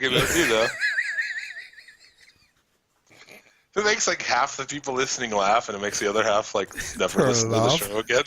Yeah, exactly. We should, you know what we need? We need an archivist to go through every episode and see if they can correlate fucked up things to amount of listeners lost the next week. We need somebody. To dig into the stats, huh? Yeah. I wish we had live ratings, like Raw does. Right? But yeah, shortly into hour 2, there's a joke about Jimmy Hart's dead daughter, and ratings definitely tanked after that. I think YouTube, you can figure out when people tune out of your video. Mm. But I mean... Oh, there you go. I don't have Kurt patience Hawkins. That's about Kurt Hawkins, though. Yeah. He's 0-164. He has an open challenge. And here comes Tan Balor. With red shorts. Tan. Well, he had to. He had to because he was wearing red shorts. He just looked too weird. Yeah, this fucking guy. Holy shit, huh? Man, like, you got Finn Balor, who was technically supposed to be Brock Lesnar's opponent at Royal Rumble. Leading up the Royal Rumble now, though, he's fighting Kurt Hawkins. He's doing nothing. He's doing nothing. He at all. He was taking on the Mizraj. Who else did he fucking take on? They just... Dalton Castle's boys. They're done with him, dude. Yeah. Yeah, they are done with him. It seems that way. Speaking of the Mizraj, they then sing to Gold Dust. Yeah. Do you see the congratulations to the Bellas on their 1 million subs on YouTube? Wasn't that like didn't they release a video of Nikki Bella going naked on their YouTube for 1 million subscribers like 8 months ago? I don't know. I feel like they did. But like, who cares? Those chicks aren't even on your show anymore. Right? Like, why? They're coming back. Don't you worry. They're coming back. Oh, I know they are. They'll be back for WrestleMania for sure. God, that sucks so bad. What? Yeah, they do. They sing to Gold Dust, who's now a face again, I guess. I guess. Yeah. I don't know. They don't let you know that stuff. Yeah. Or maybe he just doesn't like R-Truth. Yeah, they give him Santa with muscles. Oh no, Santa's little helper. Santa with muscles would have been way better. Actually. Santa with muscles is what we reviewed last week on the Federation Gym for our Christmas special. Yeah. I know, that's why I threw it in there. So. And Santa's little helper was 2 years ago, our Christmas episode. Oh God. Santa with muscles is much better than Santa's little helper. Much better. He does the right thing by regifting it to Titus. Yes. Who then loses it because he gets scared. Bray Wyatt, I get a promo here in the ring. I thought the crowd was into it too.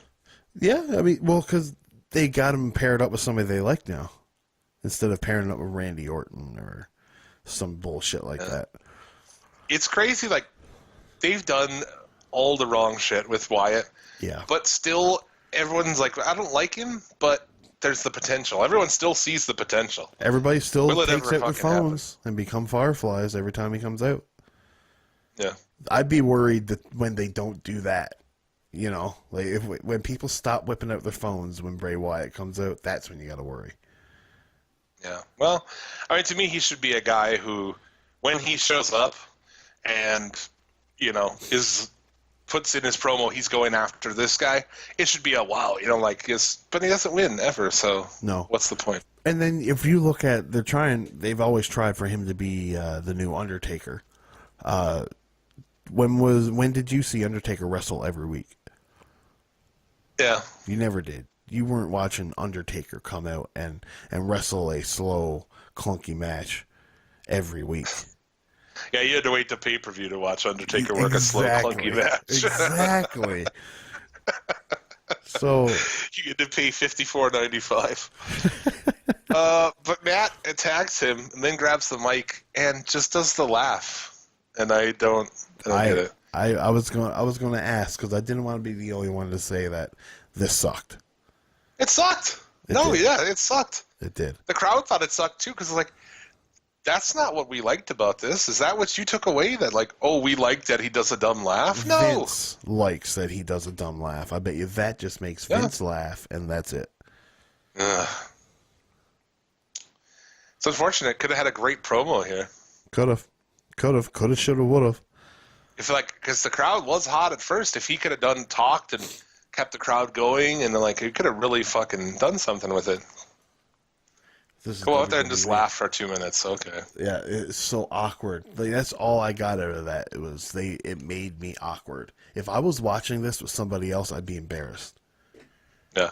Cesaro and Sheamus are backstage doing, some backstage set while the crowd is just still chanting for Hardy, and then they don't take the audio out of there. No. Or it was so loud that it was picking up backstage, I suppose. It could be, because you see on SmackDown, too, when AJ Styles has his interview, the crowd starts chanting his name, and he stops and he just listens to it for a bit. Yeah. So. Yeah, Cesaro's still talking with a mouthpiece in, because it's funny. It's funny, pal. Well, and he's got braces, too, right? It's not funny, but... It's not funny at all. No. But, I mean... How about Enzo Claus? Oh. It does help, though, like, if he's in a match. You don't really want to bust your fucking face out with braces. That's true. Enzo Claus with Gulak and Daivari elves. Oh, man, when they stopped and all did the Enzo shuffle in costume, I just about pissed my pants. Enjoyed it? I fucking loved it. That's where it ended, though. Just the part when they came out and done the little dance.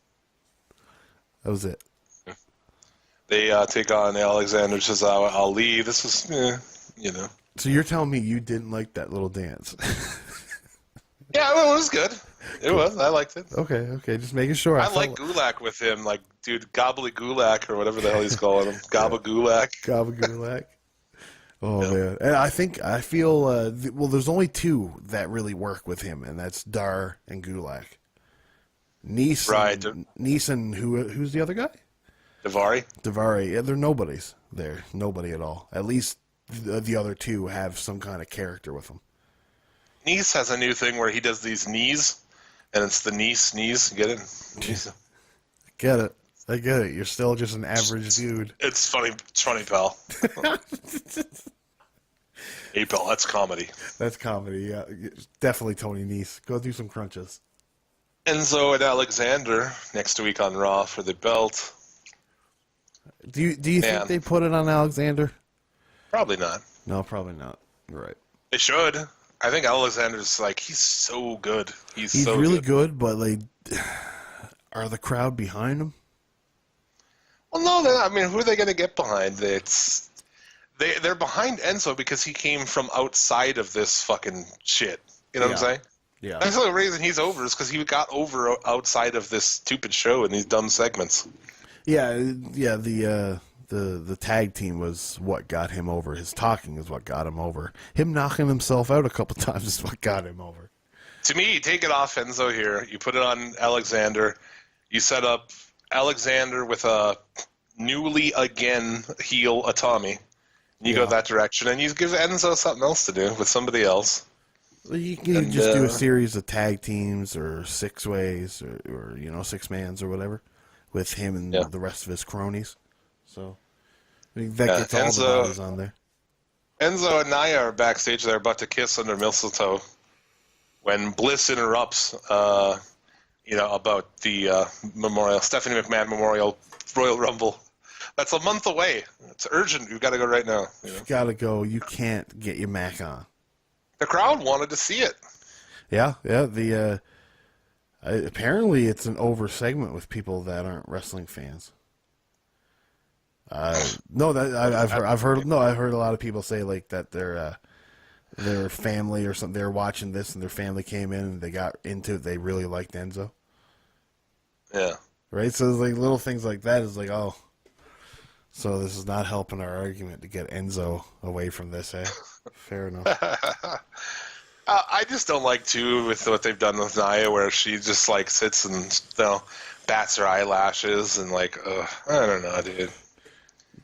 Like she doesn't strike me as that kind of a chick. Yeah, because she says it in her song. She's not like most girls. Yeah, I don't expect her to be like that. I expect her to be like, you want your fucking cock sucked or what? Like, holy shit, okay. I mean, all right, Nia. Kiss me, I'll break your fuck muscle. Yeah, right. Ask Paige. Yeah. So, I mean, will people care? That's another one of those, like, will people care when it actually happens? They wait too long with shit, man. You gotta fucking do it. Yeah. This is what, week 3? Like the Enzo and Cass breakup thing, right? Where the attacks backstage, and it went on, and it went on, and on, and on. And by the time it happened, nobody gave a fuck. No, because everybody knew. Everybody knew what it was. That's everything in this company. They're like they're behind what's fucking actually happening right now. They're behind their fans' reaction by a fucking month. Yeah, they feel like they have the fans in the palm of their hands, but they don't. Yeah. What the fuck? This is Samoa Joe and Roman Reigns went to a DQ. That was whatever. Braun Strowman defeated the Miz Taraj.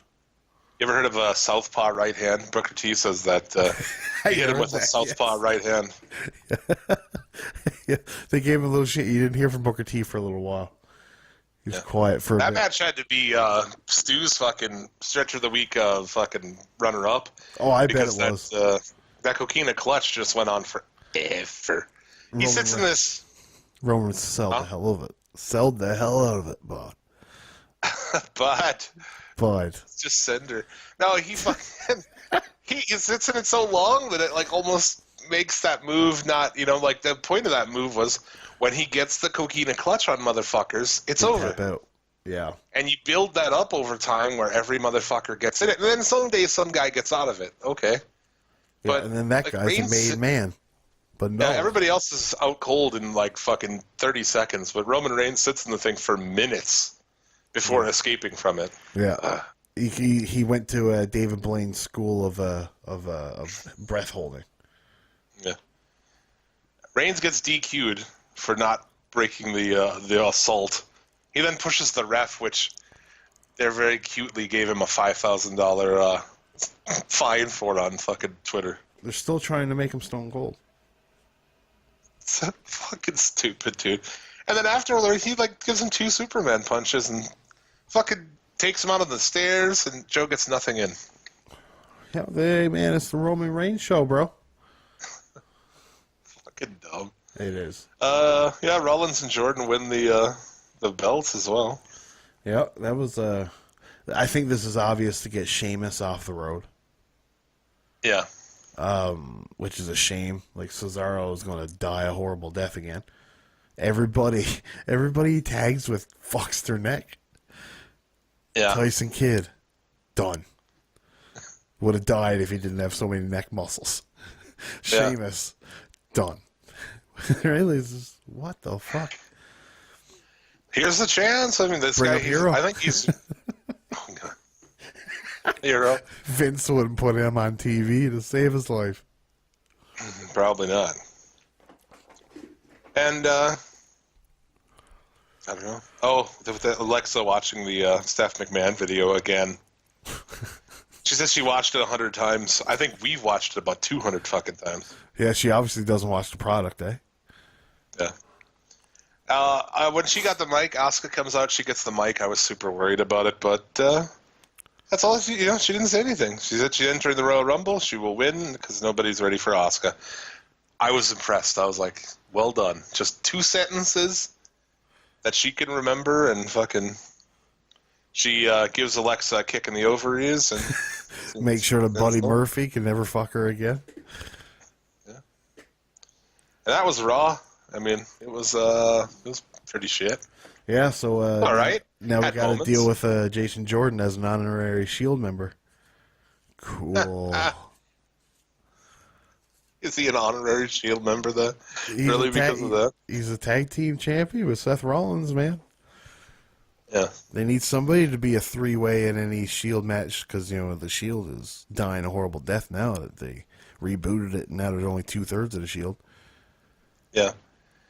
Well, and Reigns is just off doing his own shit, being the Roman Reigns show. Yeah. The Roman Reigns show. That's exactly what it is. I want to do some more of these awards. Sure, man. Let's go for it. Let's go with Worst Male Wrestler of the Year. Our nominations were Enzo Amore, Kane, Jinder Mahal, and Mojo Rawley. Now, This was a close one. It was actually. The only one that didn't get a lot of votes was Kane. He got 4% of votes. But then the top 3 went Mahal, 29%. Mojo, 31%. Enzo Amore, Enzo is a fucking abortion. 36%. Enzo is our worst male wrestler of the year. Yeah, I mean, I'm all right with that. Yeah, you can't argue with that. I think this went in logical form. Enzo's worse than Mojo. Mojo's worse than Mahal. Mahal's worse than Kane. So yeah, I would agree with that logic. Sure, good with that.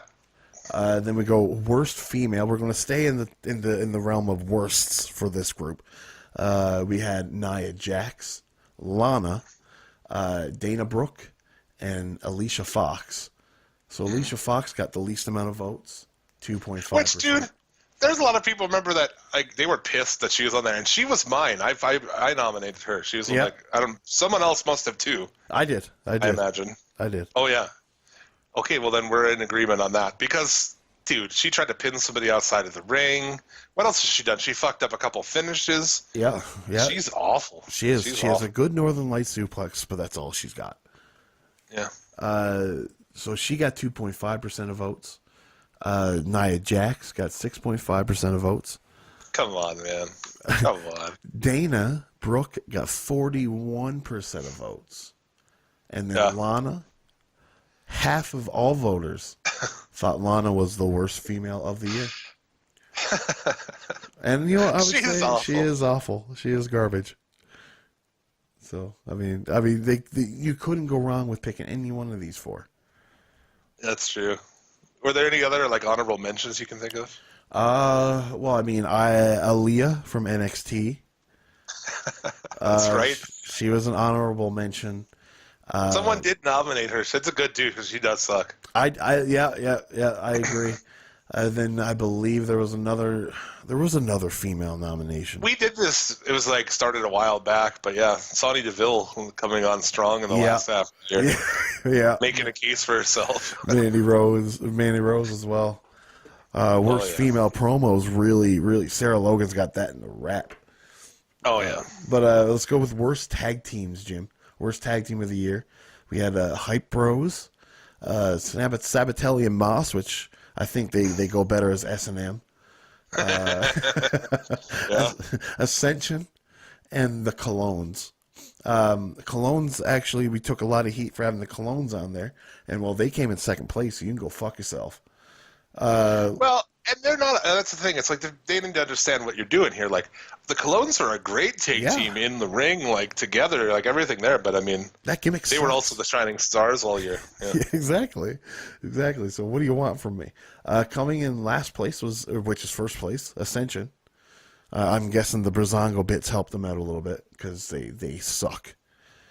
Coming in third place was the Hype Bros.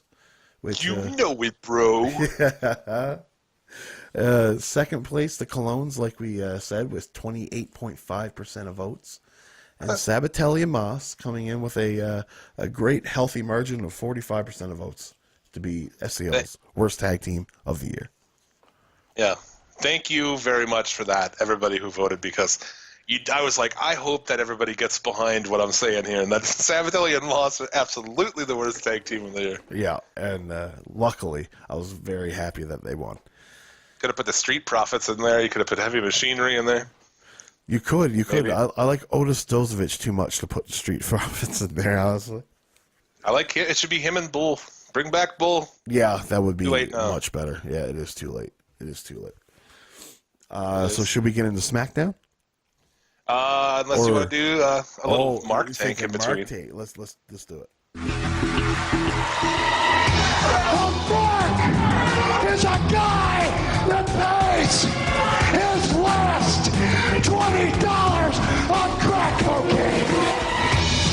A Mark is a guy that believes that OJ didn't do it. And a Mark is each and every one of you son of a fucking bitches.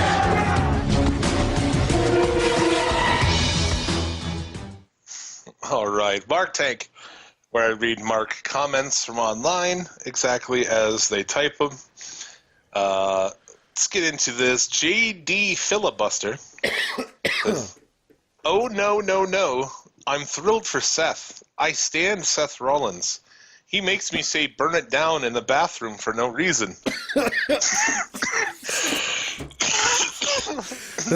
That's me on cold days, Hawaiian hotbox in my bathroom. Burn it down. Take it to the toes. He also says, "It's Jason Jordan I'm not happy for. Call me a cynic, whatever." I'm going to call you a loser and Jim, a Mark. I don't know what the burn it down in the bathroom thing. Well, I think you know he's looking into the mirror. He probably thinks he's a handsome son of a bitch, and he's just saying, "I'm Seth Rollins. I've got a tiny dick too." So he just starts screaming, "Burn it down!" Angela Dawn says Seth being tag team champions with Jason Jordan Angle. First off, she says Jason Jordan Angle. Millennial. Makes zero sense and is a slap to the faces of fans who've been waiting for a Shield reunion. Good job, creative. Let's she almost pulled the taller fudge with faces. I thought it was another Canadian, but upon further review, faces is actually a good plural. So. Makari Maeve. Damn, we have one Dean. We need not another Dean. Wait, we need not a other Dean. BTW WWE, Shield is, was, and will ever be Dean Ambrose, Roman Reigns, and Seth Rollins. No Kurt Angle, no Triple H, and definitely no Jason. I'm sure fans of the real Shield are not very happy about this next break of the Shield. This is why Twitter should only have 140 characters. Yeah, this one is nice. This one gets in just on the grammar only. Natalia Alia says, "Looks like we have our new tag team chaps." She also says R is the wrong R. They got A-R-E. They got so instead of tag team belts, they should just come out in tag team chaps. Tag team chaps, and like the belt, the gold is like attached to the waist of the chaps. And they're assless. Well, yeah. Yeah, gotta be like Goldust with his assless tights. Well, no shit, you son of a bitch. Gay! Daniel Mary G. Is it me or did the ref screwed Sheamus and Cesaro? Yes. And this other guy, so that's great on its own, but then this other Merrick comes in, Chad Matthew Lambert. He responds to him and says, "Refs have screwed lots of stars over the years. Get used to it." Man. Fucking refs, man. Fucking marks. Jesus. Burra Singh says, WWE Raw live hectic champion Seth Rollins.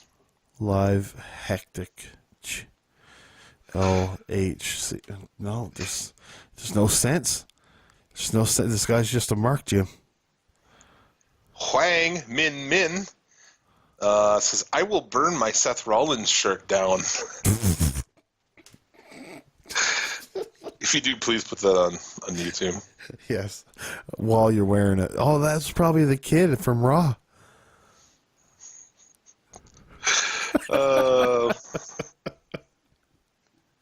That's why he's wearing John Cena.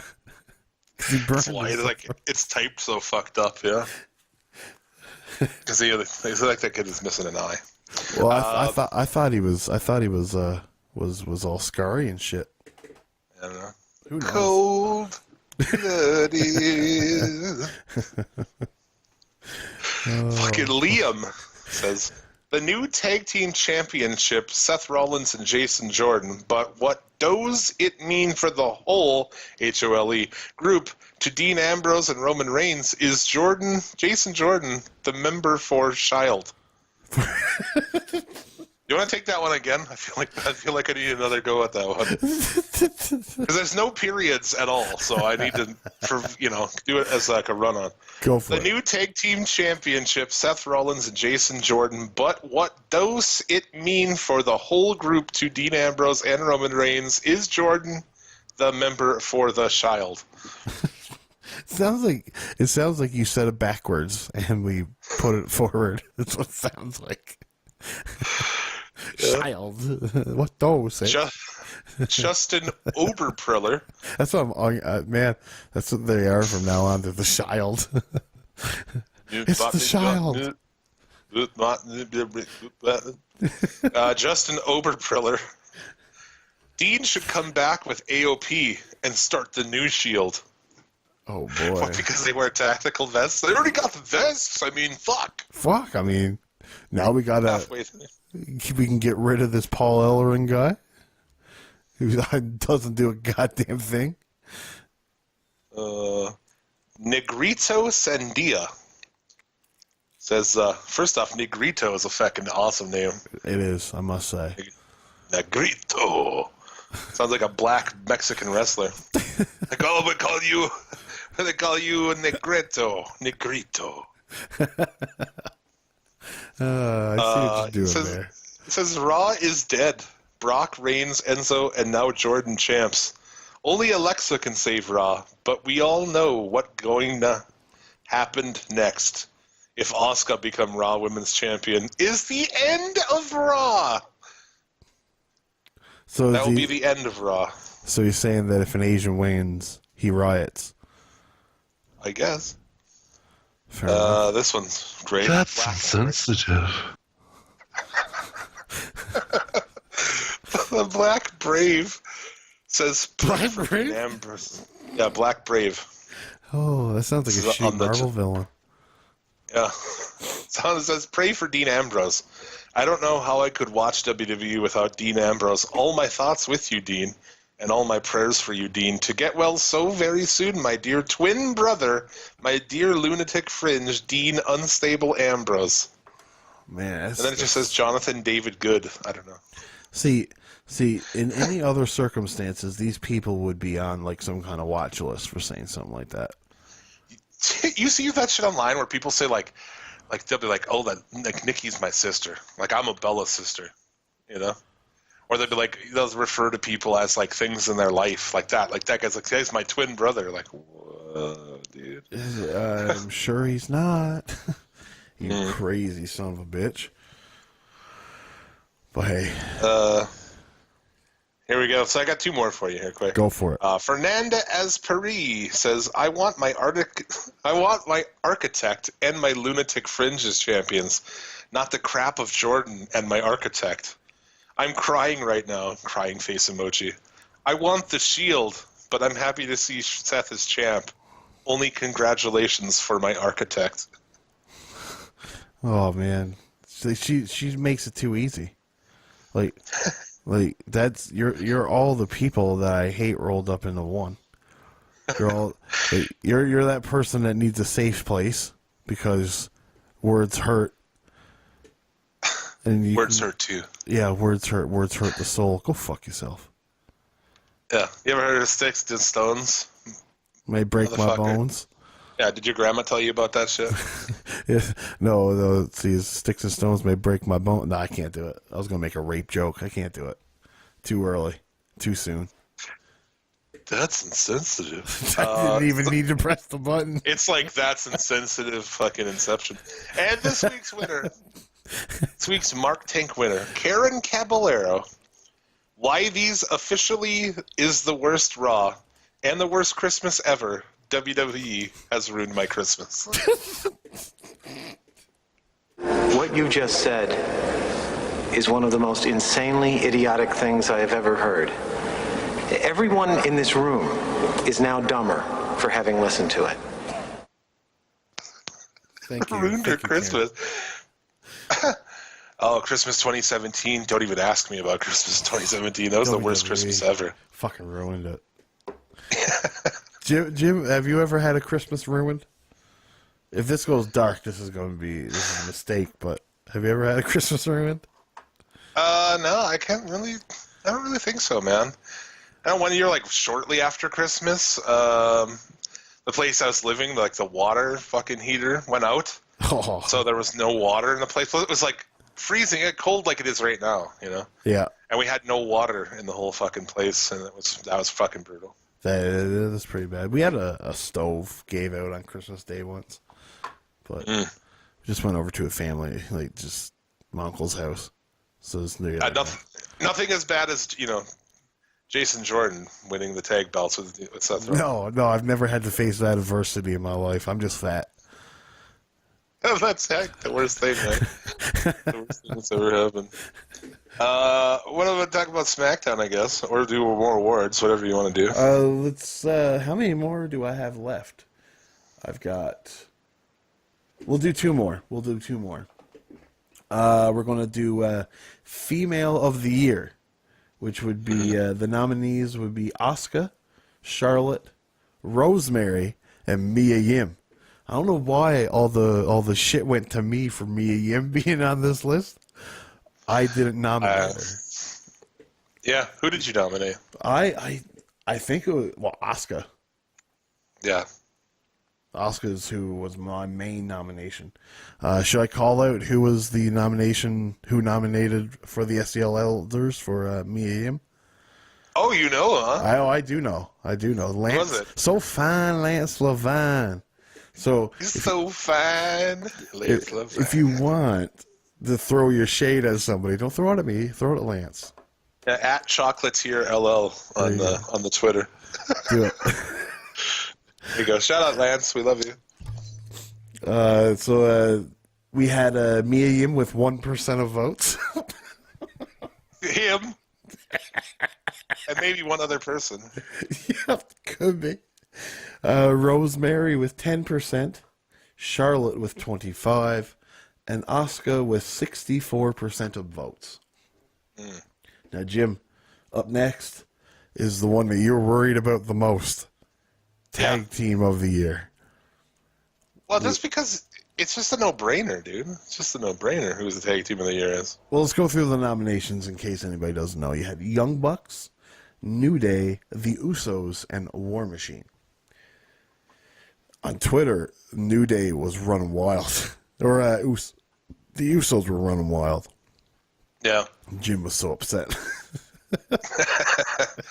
Oh, they're just not. I mean, this is one of those things. It's like, you can debate all you want, but dude, the Young Bucks are kind of the Tag Team of the Year. It's just one of those things. They basically, the Usos won the Twitter votes. Young Bucks had more nominations than anybody. Like any category, more nominations for the Young Bucks came in than anything else. And then they got the vast, I'm talking about 90% of the votes from the MoFudge.com voting thing. I don't know if that was Jim just voting once a day, every day, or something like that. No. I got better shit to do. I got to watch fucking all this bullshit wrestling all week. Yeah, so War Machine. I think that was more of our listeners. Yeah. Twitter was more, because I think I did it during Raw on It Twitter. was. So Twitter ended up being more WWE centric, and then the MoFudge shit is where it was definitely more like smart fans. Yeah. You had War Machine coming in at 4.5%. New Day coming in with 6.5%.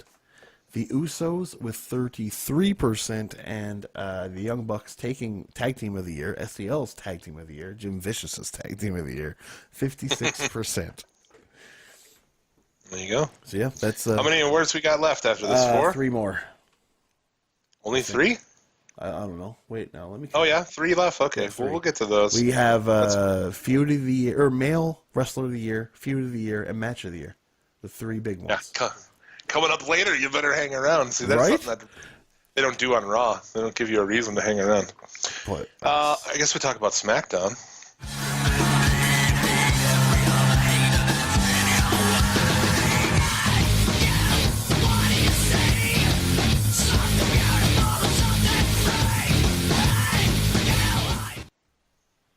All right, let's bust through this shit. It's a long show already. yeah, at least SmackDown was nothing insane. Like it was. There's my notes for SmackDown have like 1, 2, 3, 4, 5, 6, 8 bullet points. That's my notes for SmackDown. Really, at the end of the day, let's go through. They set up this tournament.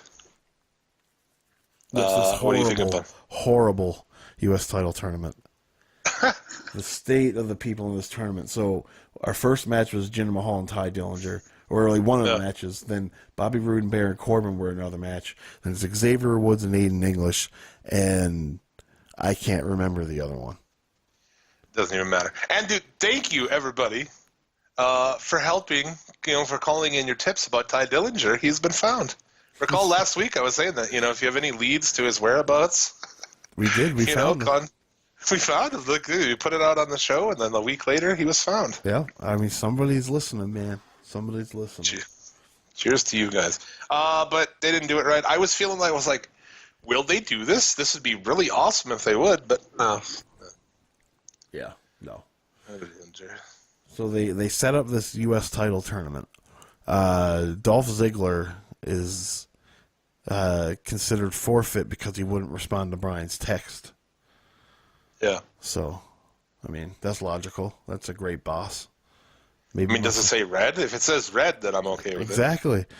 Use the excuse he's not here because he wasn't on the show. He didn't show up today, so why the text messages? Because dude, that's what fans know. Fans they know about texting and stuff. Yeah, but they always talk like everybody's beefs. They only get to see them on TV. Why don't they just text them? Now you just ruined all the logic, right? Like Nia and Enzo, it's like they're gonna have to wait a week again to possibly have a kiss. I mean, I'm sure Nia Jax probably sending them fucking big booty fucking pictures all the time. I wish she'd send me big booty pictures. There you go. Jim wants that booty. Dude, I would think Nia Jax. I'd bang the shit out of her. I would too. But I mean, I'd fuck anything. So you can't use me as a cage, right? I mean, I'd fuck anything. The clap master here, just fucking roll of penicillin will do. Oh my god, we talked about that tag match, which was your opener. Yes, which is great. Next week, Usos taking on Benjamin and Gable. I wonder who will win. Yeah. Yeah, no, it won't be a new year, new me for World's Greatest Tag Team 2.0. All right. And then after this, they got into this backstage thing that went on forever. Brian and Shane. Yeah. And then it went on forever, and then ended up them just like staring at each other awkwardly. Yeah. Like I didn't know if they were going to kiss or what was going on. What you couldn't see was Vince McMahon was using them as puppets. He had his hands up at each of their asses. I want to say if you look towards the bottom of the screen, you could see Brian's fucking dick coming up. You can see Brian's brain leaking out of his asshole. Shane is just in there stroking Vince, dude. Oh yeah. And I wonder if that's because Vince is going to be doing all this new shit coming up here with his football league and all that shit. I don't know. Maybe it could be one of those things where he just wants to hear good things about himself on TV during Christmas time. Go out there and say nice things about me. Make me look like a god. I was talking to Rando Commando, original host of the show, if you weren't around for that. OG Rando. He was saying that he's heard that they're maybe looking to buy a football team in the NFL. Panthers. The Carolina Panthers. Panthers. Sorry, I was trying to smoke dope at the same time. Which, I don't know, I would highly doubt they'd let him get into the fucking... You know, if you owned an NFL team, like, oh, Vince McMahon wants to buy a team, they'd be like, tell him to get fucked. Take his XFL shit and go elsewhere. Yeah, exactly. So you started the XFL, you think you're going to buy a team? Get the fuck out of here, bitch. Bitch. Exactly. So, yeah, moving on from that bullshit. We get the Bludgeon Brothers and Brazongo again. Yeah, again, and they lose again. And guess what, Jim? We'll see it again next week. Yeah. Okay. The Ascension run in and attack the Bludgeon Brothers. They win by DQ. You know, it's like you bring in this new team and shit, and I know you kind of want to establish them a little bit first, but they're not out because they're working with the complete worst teams. They're with the Ascension and Brazongo, like the bottom fucking card teams. Yeah, for the show. It's like they portray it as almost two divisions. Yeah. One's the championship division and one's the comedy division or something, you know what I mean? And it's a shame that they're getting lumped with those guys because if you want them to prosper, you can't really let them feud with the comedy acts. Well, it's not going to happen. I mean, what have these guys done? They came back and they've done nothing since. They haven't added anything. This isn't going to work. Well, I mean, it's and you can't even blame them. It's just matches. Just like what can you really even portray in like 15, 30-second matches, you know? Well, it's one of those things too. It's like another case of where we know from vignettes that something's not going to work, right? Yeah. Shining Stars come to mind. This is a similar deal. By the first fucking vignette, everybody's like, nope. You know? So playing more vignettes and having them do fucking squash matches and all this shit, it's just not going to help, dude. This isn't going to work. No, and is another one of those WWE waiting too long to capitalize on something. Like, this is pure Halloween. You have a SmackDown episode that lands on Halloween, but yet you debut them 3 weeks later. It's like, what? Hey, somebody get some sense here. I don't know. If your plan wasn't to try to bring these guys back and put them right in that fucking title picture, then I don't know what you're doing. You know, you've got up too many teams on this show for the way that they book, I guess. I don't know. Some of these teams need to go to Raw, if you ask me. Oh yeah, it's a 3-hour show. There's no tag wrestling on it. Yeah, they like SmackDown doesn't need all these fucking tag teams. They really don't. It's your lone women's match of the day, Ruby Riott, who has an awful pre-tape. Oh my god. Rumble is just another word for riot, and then she lost me. It's just like, fuck.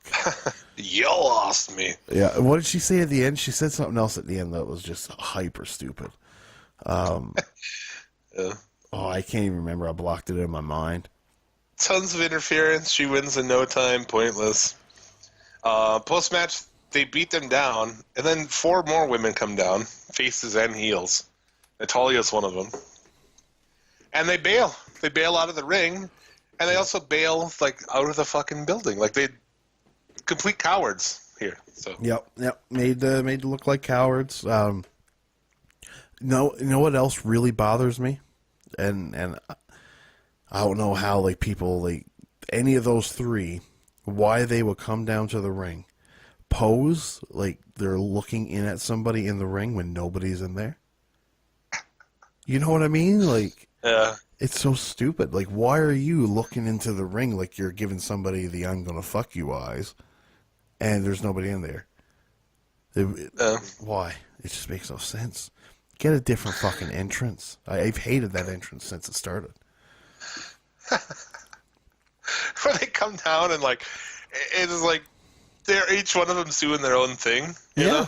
Yeah. It's like no one had a plan, so you go out there and you're like, well, what are you doing over there? I'm fucking doing this over here. Yeah, well, like, okay, how about you guys, we're not going to coordinate anything, but when we get to the ring, let's put our arms on the ring and look in there like we're looking in at somebody, okay? That would be cool, right? That's what it was. Liv Morgan came up with that idea because she's got those come fuck me eyes, so she knew she could pull it off. But then you got fucking Grandpa Hick Farmer over there, who probably only looks that way at raccoons when they're skinned alive.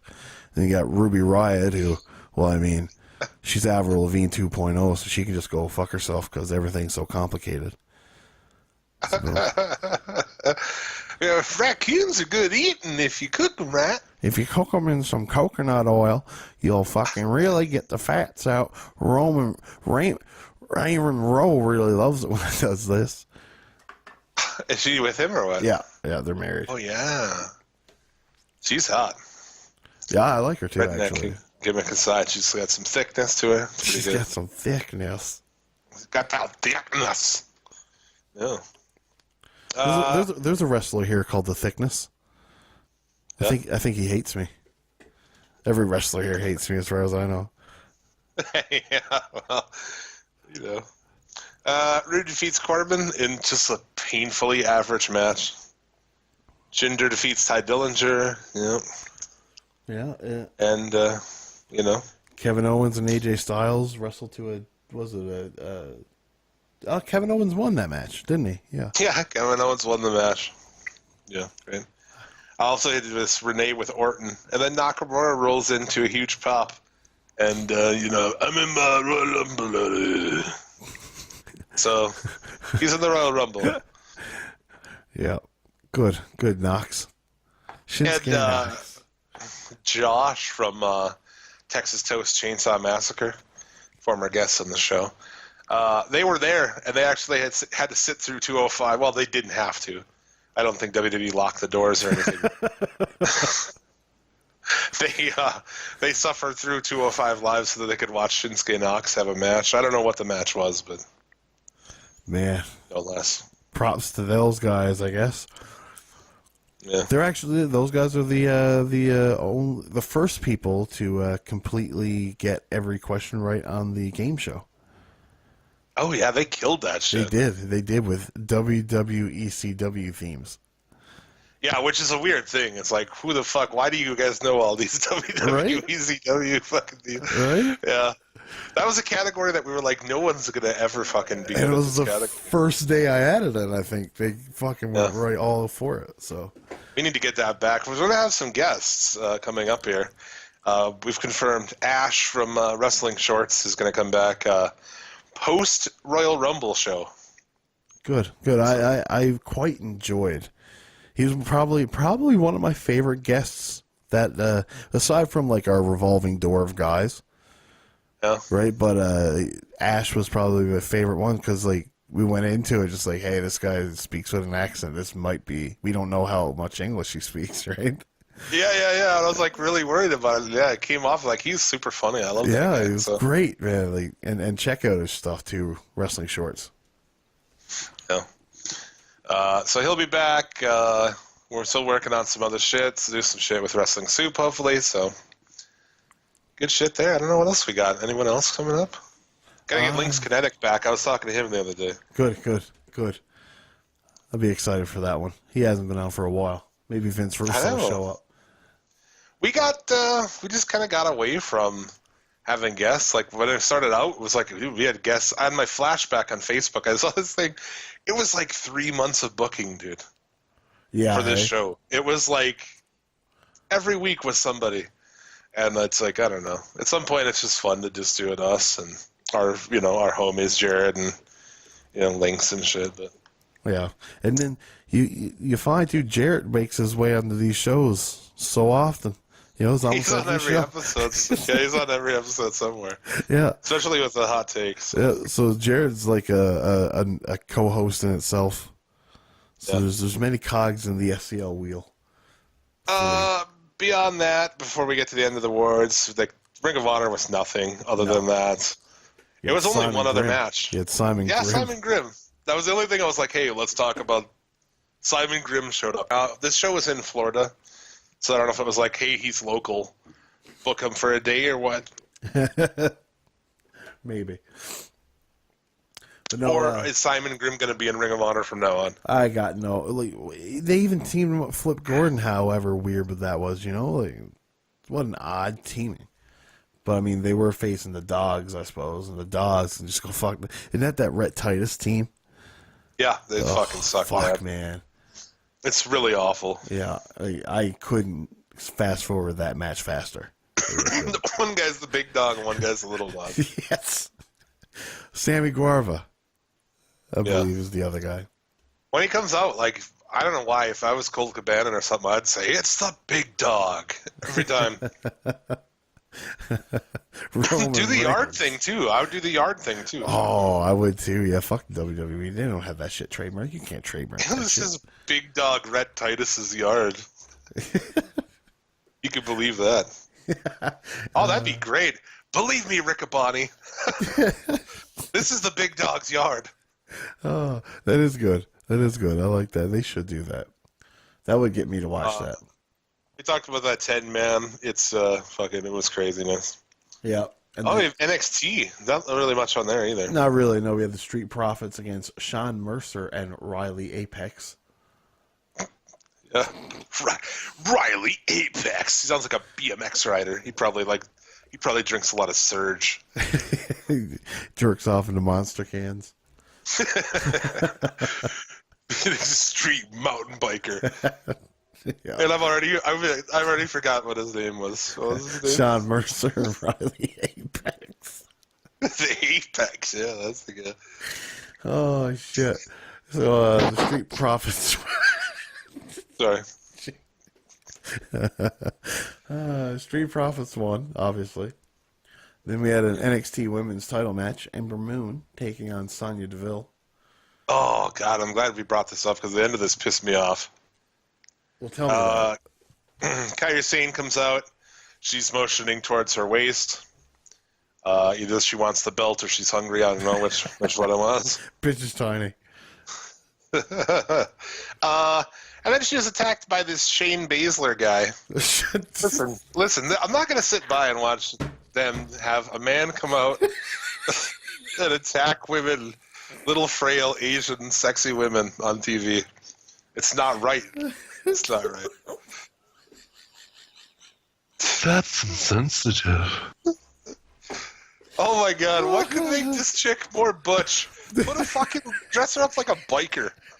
Dress her up like that gay biker from the fucking Village People. I'm gonna come on you like nobody's ever come on you before. What the fuck, man? She's dressed like the Terminator, dude. She got her clothes wherever the guy who got the boat shoes and fucking motorcycle jacket. You know, the guy who Arnold stole his shit from. They shop at the same place as this Shane Baszler guy. She's at the bar. She's at Full Sail University. She's just, give me your clothes, your shoes, your jacket if you want to live. I need your boots. She just says it really unconvincing. Oh my God. Oh, yeah. Jim, my stomach hurts now from laughing. It's fucking fun. ridiculous. That just really, that's what we're going to have to do now. That's what they're going to do to keep her away from the belt, I guess, is put Shane Baszler over. I wish I know he looks a little bit feminine, but it's not, doesn't make it okay. And we talked about the main event already. There was an Authors of Pain promo where fucking Ellering was awesome in it, actually, for a change. I mean, this is the first thing he's done in months. Yeah. It's like somebody woke him up from a coma. You gotta recharge him. He's got one good promo in, but then you gotta plug him in for a month. It takes forever. Yeah. To charge back up. He's missing a few cells. But yeah, no, and then we got our main event, and that was, NXT. Really? There you go. I think that's all the shows. That is all the shows. Should we preview Wrestle Kingdom before we give away our last 3 SCL awards? Jesus Christ! Jesus. So long. It's a long fucking show. Hey man, it's New Year's. Fuck it. I would say I don't mind. I don't have anything to do for a while. I don't have anywhere to be. I'm gonna take a piss pretty soon. Old man piss. Old man piss. Old man bladder. What was that? That was me accidentally hitting the mic. This sounded like somebody shot you. I thought you were dead. I thought I was going to finish the show myself. Would you drive on? You're like, well, Jim's dead. Well, guys, I think Jim is dead, so let's... in the market for a new co-host, so... Yeah, anybody want to come along, just let me know. I need a hacker to get the SCL Twitter password, please. Right. So we got Wrestle Kingdom. Yes, the Wrestle Kingdom starts off. So the big question on this show, really, who do you got in the Rumble, dude? That's exactly where I was going to start. Who do you think who do wins you got the in the New Japan Rumble? Oh, man. You could have anybody in this, dude. Like Scott Norton. Fucking awesome, Scott Norton. Well, you Love can Scott get him. Norton. But like you look at it, too, you're going to get a lot of guys like Bushi. Michael Elgin will be in this, probably. Maybe. Maybe. It depends on how much they hate him. Just all the guys, Yoshihashi, a bunch of the guys that aren't on Wrestle Kingdom, they'll just be on the New Japan Rumble, plus a bunch of old guys, because, I mean, this match is always notoriously horrible, but you get a lot of old guys, like Haku was in it last year and shit, and you'll get your Nagata, Sakuraba, probably, it'll be fun for nostalgia-wise purposes. I like it every year. A lot of people shit on it. And like, to me, it's fun. I like seeing all the old guys. Me too. You know, I'd say put Liger over, because is this his last one? He's wrapping up, isn't he? Well, I know he wrapped up doing like tournaments and stuff, like those long ass G1s or Super Juniors. But I don't know. The last couple of years, they've taken the winner of the Rumble and done something with him on New Year's Dash or whatever, right? So I know that Liger is about done. And he's wrapping up and everything like that. And they don't want to use him as much, and they haven't. They've just tossed him in like the lowest of low, card shit. yeah. But man, I feel like there's a story there, like a one last fucking go for this, The last Super Juniors tournament, you didn't even win a match. Right. Dude, that's what I'm saying. I feel like one last something.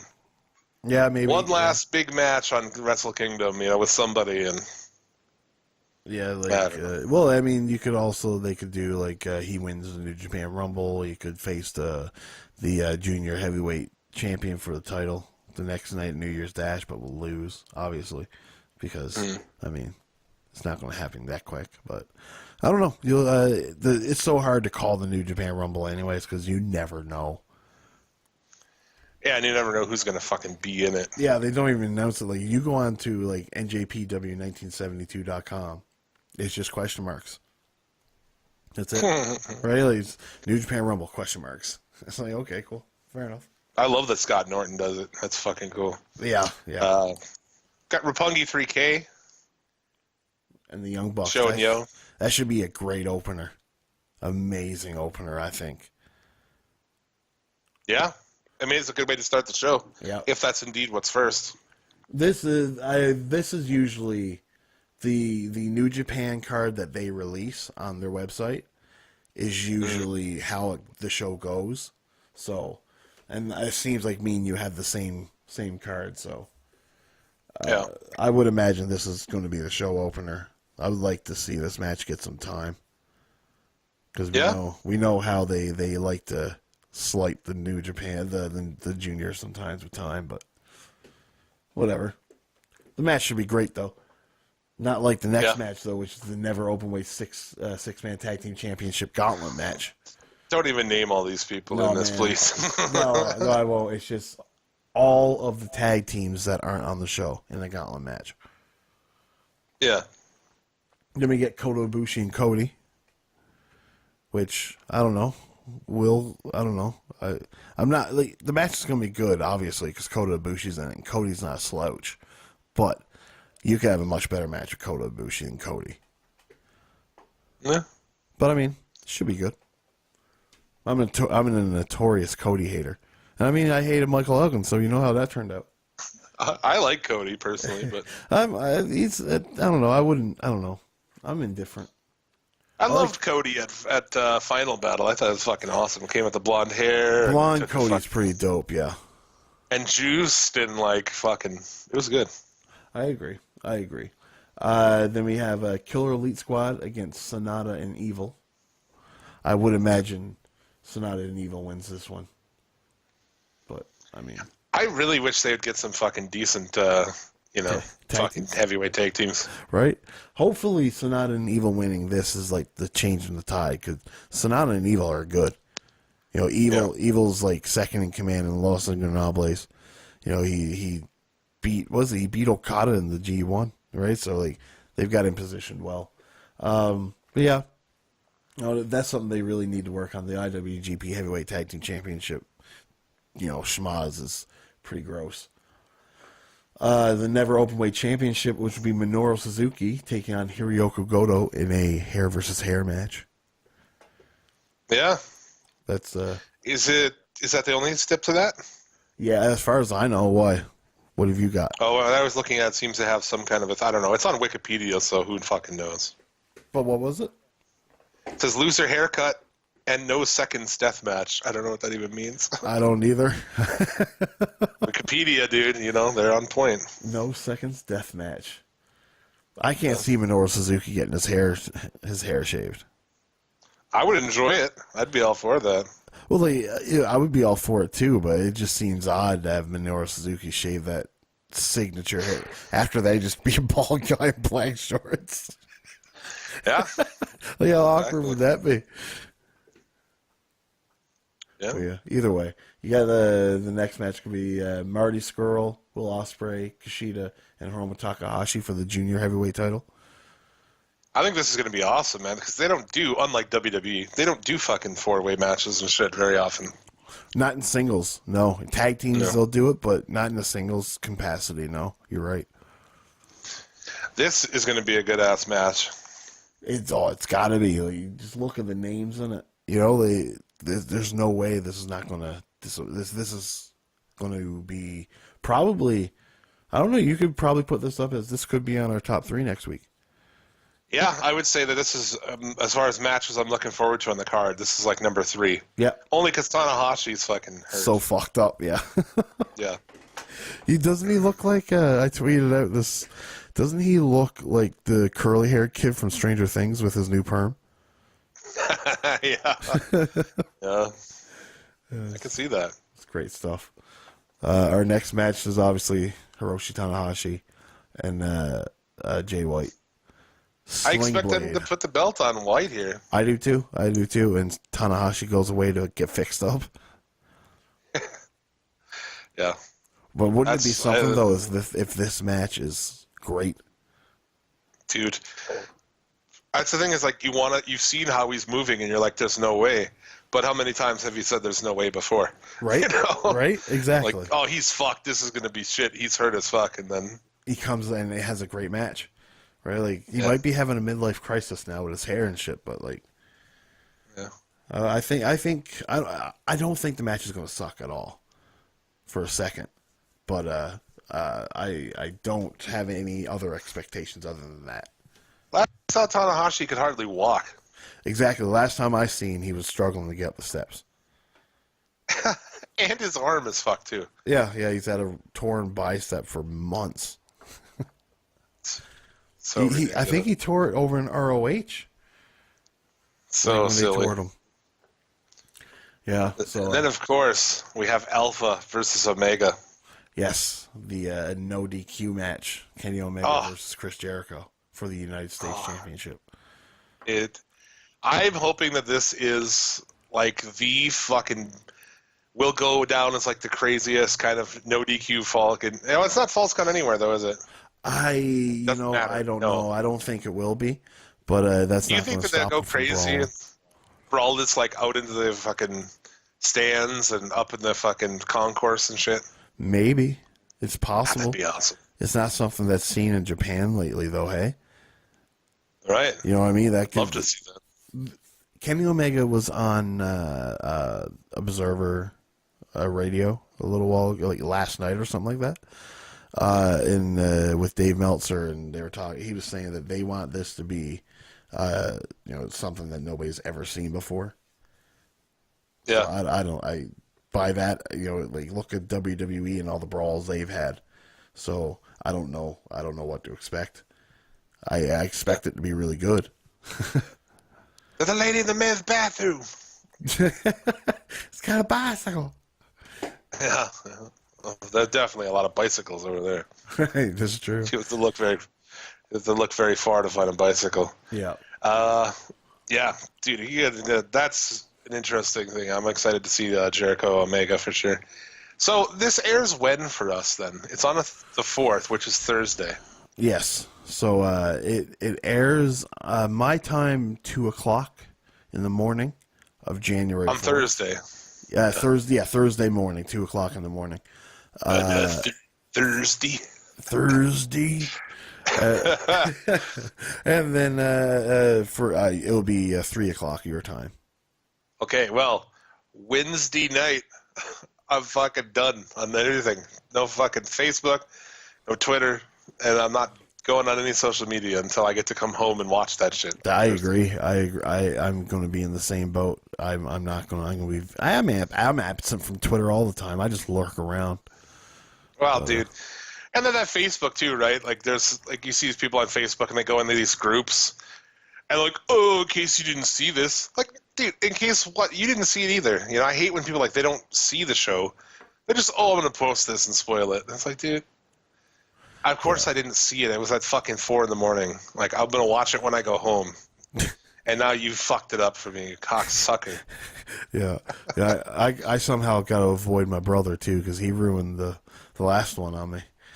What cocksucker?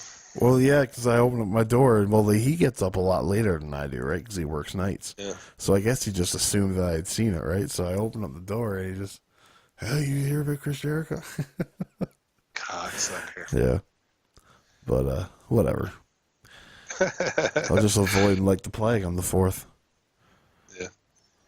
And then, of course, Okada and Naito. This is going to be... I feel like I can pre-make the top 3. That match will be there. Yeah? That's going to be a great match.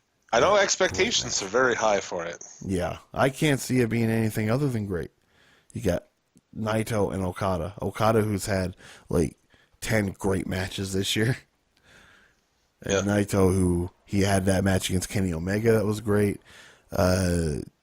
He's had many more this year. Tanahashi had a match against Tanahashi this year that was great. Yeah.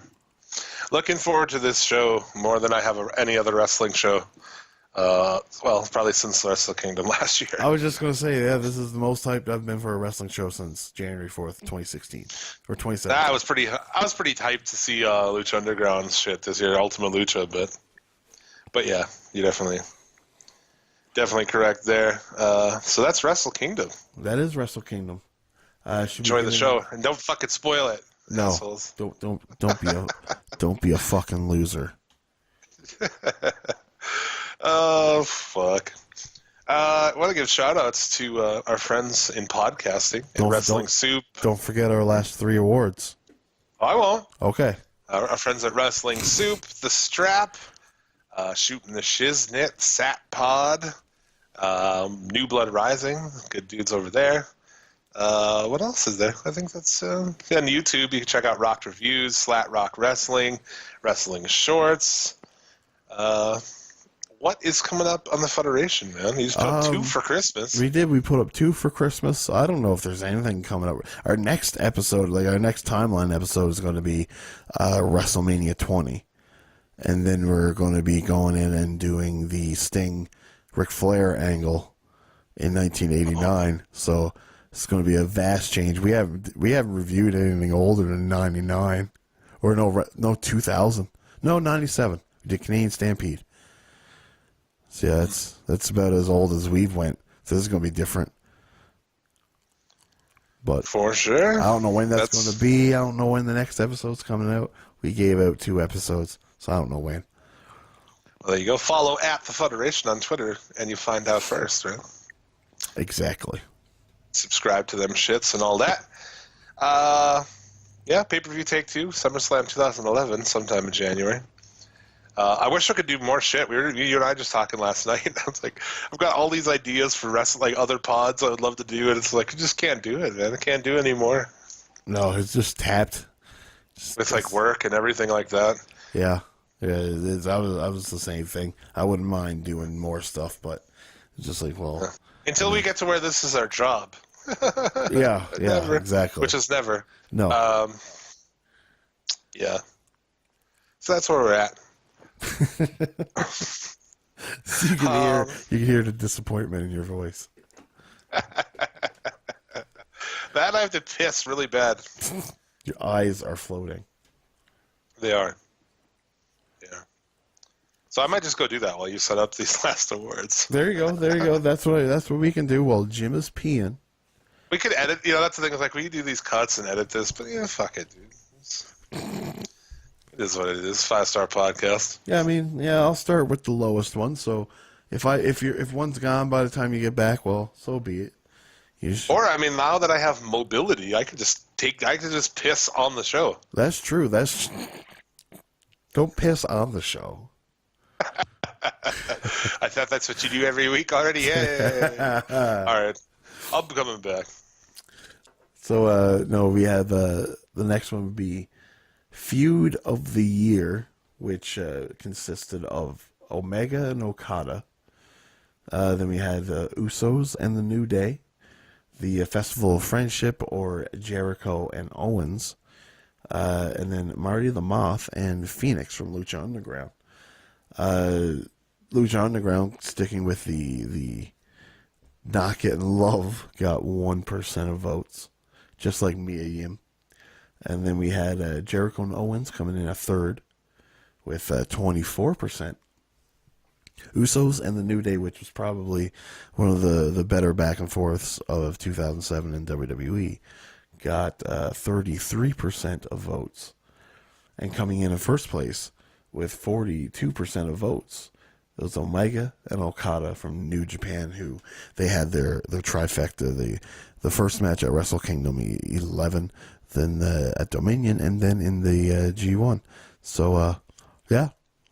That's a Feud of the Year, and Jim is still not. Jim is here. I snuck back like a ninja. Oh, look at that! I was just getting ready to say, and Jim is still not back. No, I'm back. But I just finished saying that Omega and Okada won Feud of the Year. Yeah, With, so bad. Like it shows how few people watch Lucha Underground. That Moth and Phoenix was 1%. That was a great feud.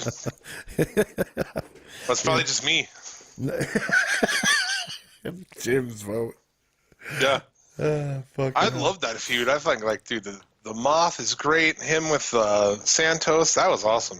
Yeah, no, I like that feud too. I mean, it wasn't Feud of the Year, obviously. But. No, I agree with you there.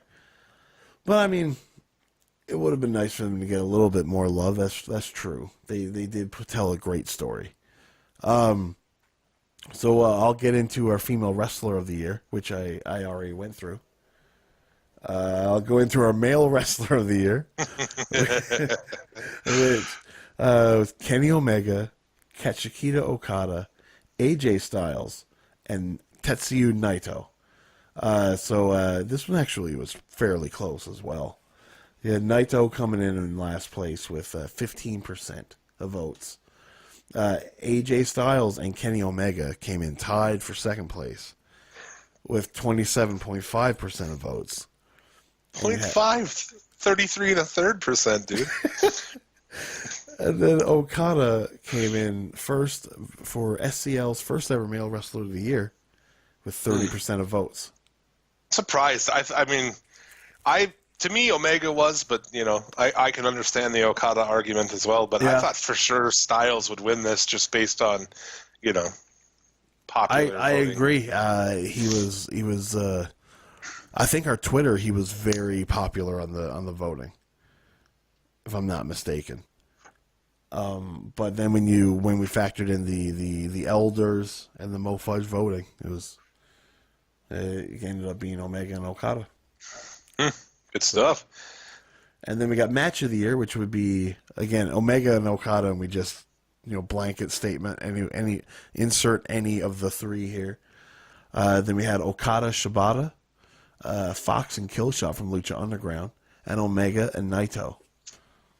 Fox and Killshot got that was the what the fuck's what is it, Stages of War or something of Yeah. War. Yeah. I thought it had an impressive showing here with 14%. It beat out Okada, Shibata, and Omega and Naito from G1. So, Yeah? we had Shibata almost on his deathbed, couldn't even beat this match. So that tells you something. Fox and Killshot was a great match. It was a spectacle. Yeah. But Omega and Okada came in at 77% of votes. Yeah. Just crushed it. Yeah, the only thing to get a higher voting percentage was AJ Styles for Babyface of the Year, with 79 or something like that. So the match of the year took place on January 4th. Will July that happen this 12th, year? It'll be and- interesting. Yeah. Yeah, no, it's possible. It's possible, man. Naito and Okada could really do damage to that. They could really have a barn buster. I would imagine. Yeah, right, JR. By God. It's like a barn burner. Oh, yeah, I that's right. I was like a barn buster. Duh. Fuck. Barn buster. That's how we do like in it. Newfoundland. See, we bust the barns. We don't burn them. Yeah. I like it. Yeah, but I mean, I would imagine, too, that there's. January 4th is very early in the year. You don't know. You know what I mean? Yeah. I mean, I think New Japan's going to have some other shit this year, too, that could, who knows? Are we going to get Omega Okada again this year? Maybe. Maybe. Right?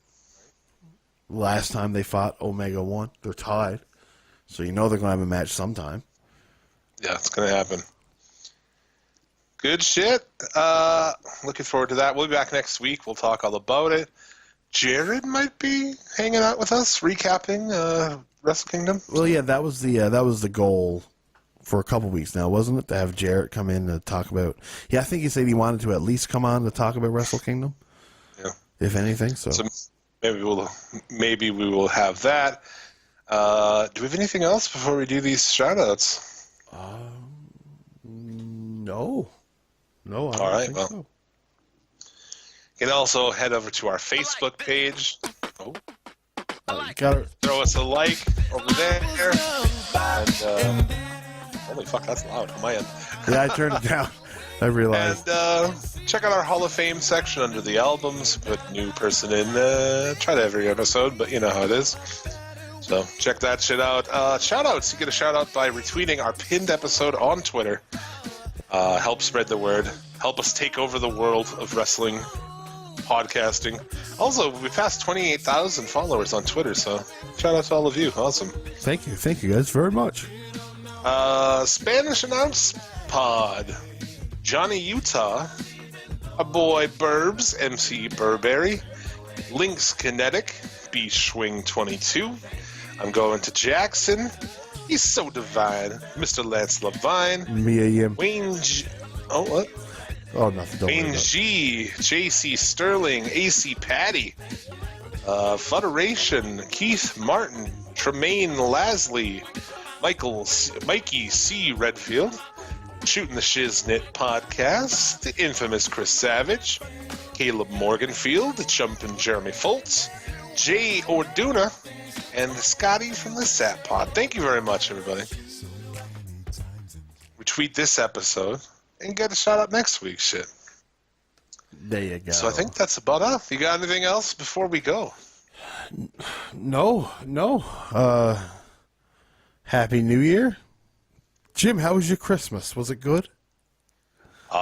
Christmas was cool. I got a sweet headset. I got Daryl Takahashi. There you go, as we've seen on Twitter.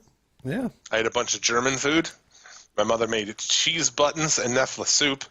Ooh. So most people have no idea probably what that is, but Yeah. if you're of that heritage, it's delicious, heavy, fattening food. So I was given some canned food called chow. And it's Canned? like they bottled. Like they made it and they bottled it up. okay. And it's a green tomato onion relish. And I'm not going to eat it. Because I don't like onions and I don't like relish. So this just screams all kinds of no. Is that your worst gift of the year? Well, I mean, especially when the person knew I didn't like onions. Yeah. I got this really shitty pair of gloves. Did they not fit? Or Well, no, they don't really fit. They don't fit. Plus, they're like those big, like overly like puffy fucking gloves. You know? Well, I mean, Like- you would appreciate those if you were in Canada. Well, it's cool as fuck here too, but I'm not wearing those big things where you can't even fucking do anything with them on. You know?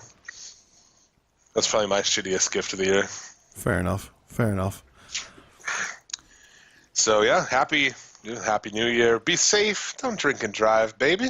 Yeah, no, Buy just yourself a cab. smoke and fly. Boy, that was cliche as fuck. I felt like I'm in some kind of 90s movie now. And I think that's it next week, yeah. Wrestle Kingdom, we'll talk about that shit. I have top 3, and we'll just do this all over again. So, until then, may you get all the dick and or pussy you desire. Remember, a winner is you, and as always, be excellent to each other. We'll see you next week.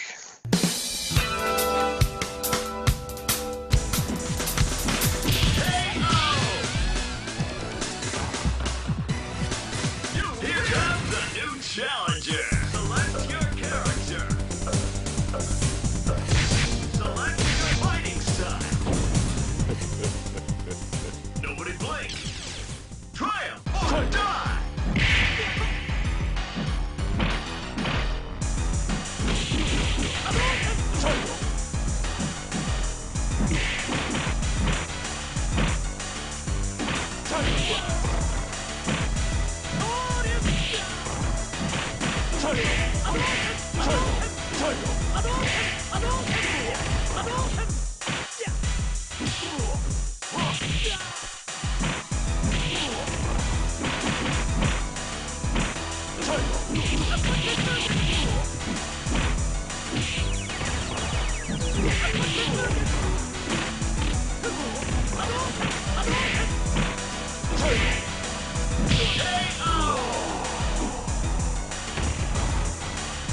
You win!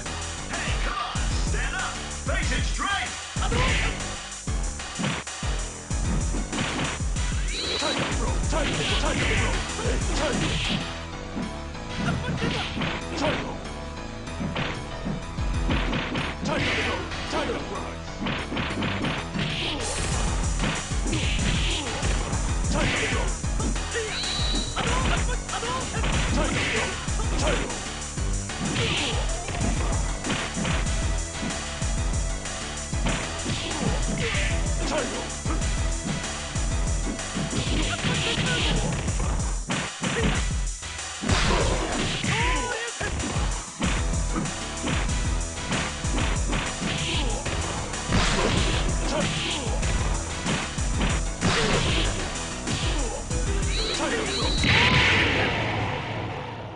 KO!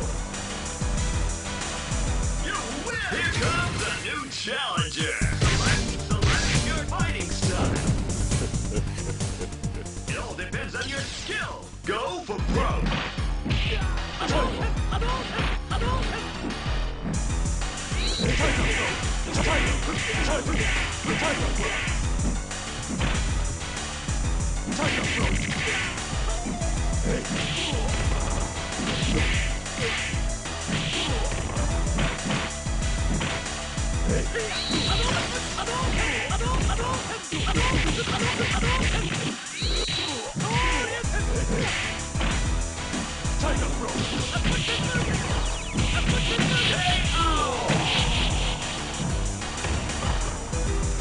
You win! It all depends on your skill. Go for broke.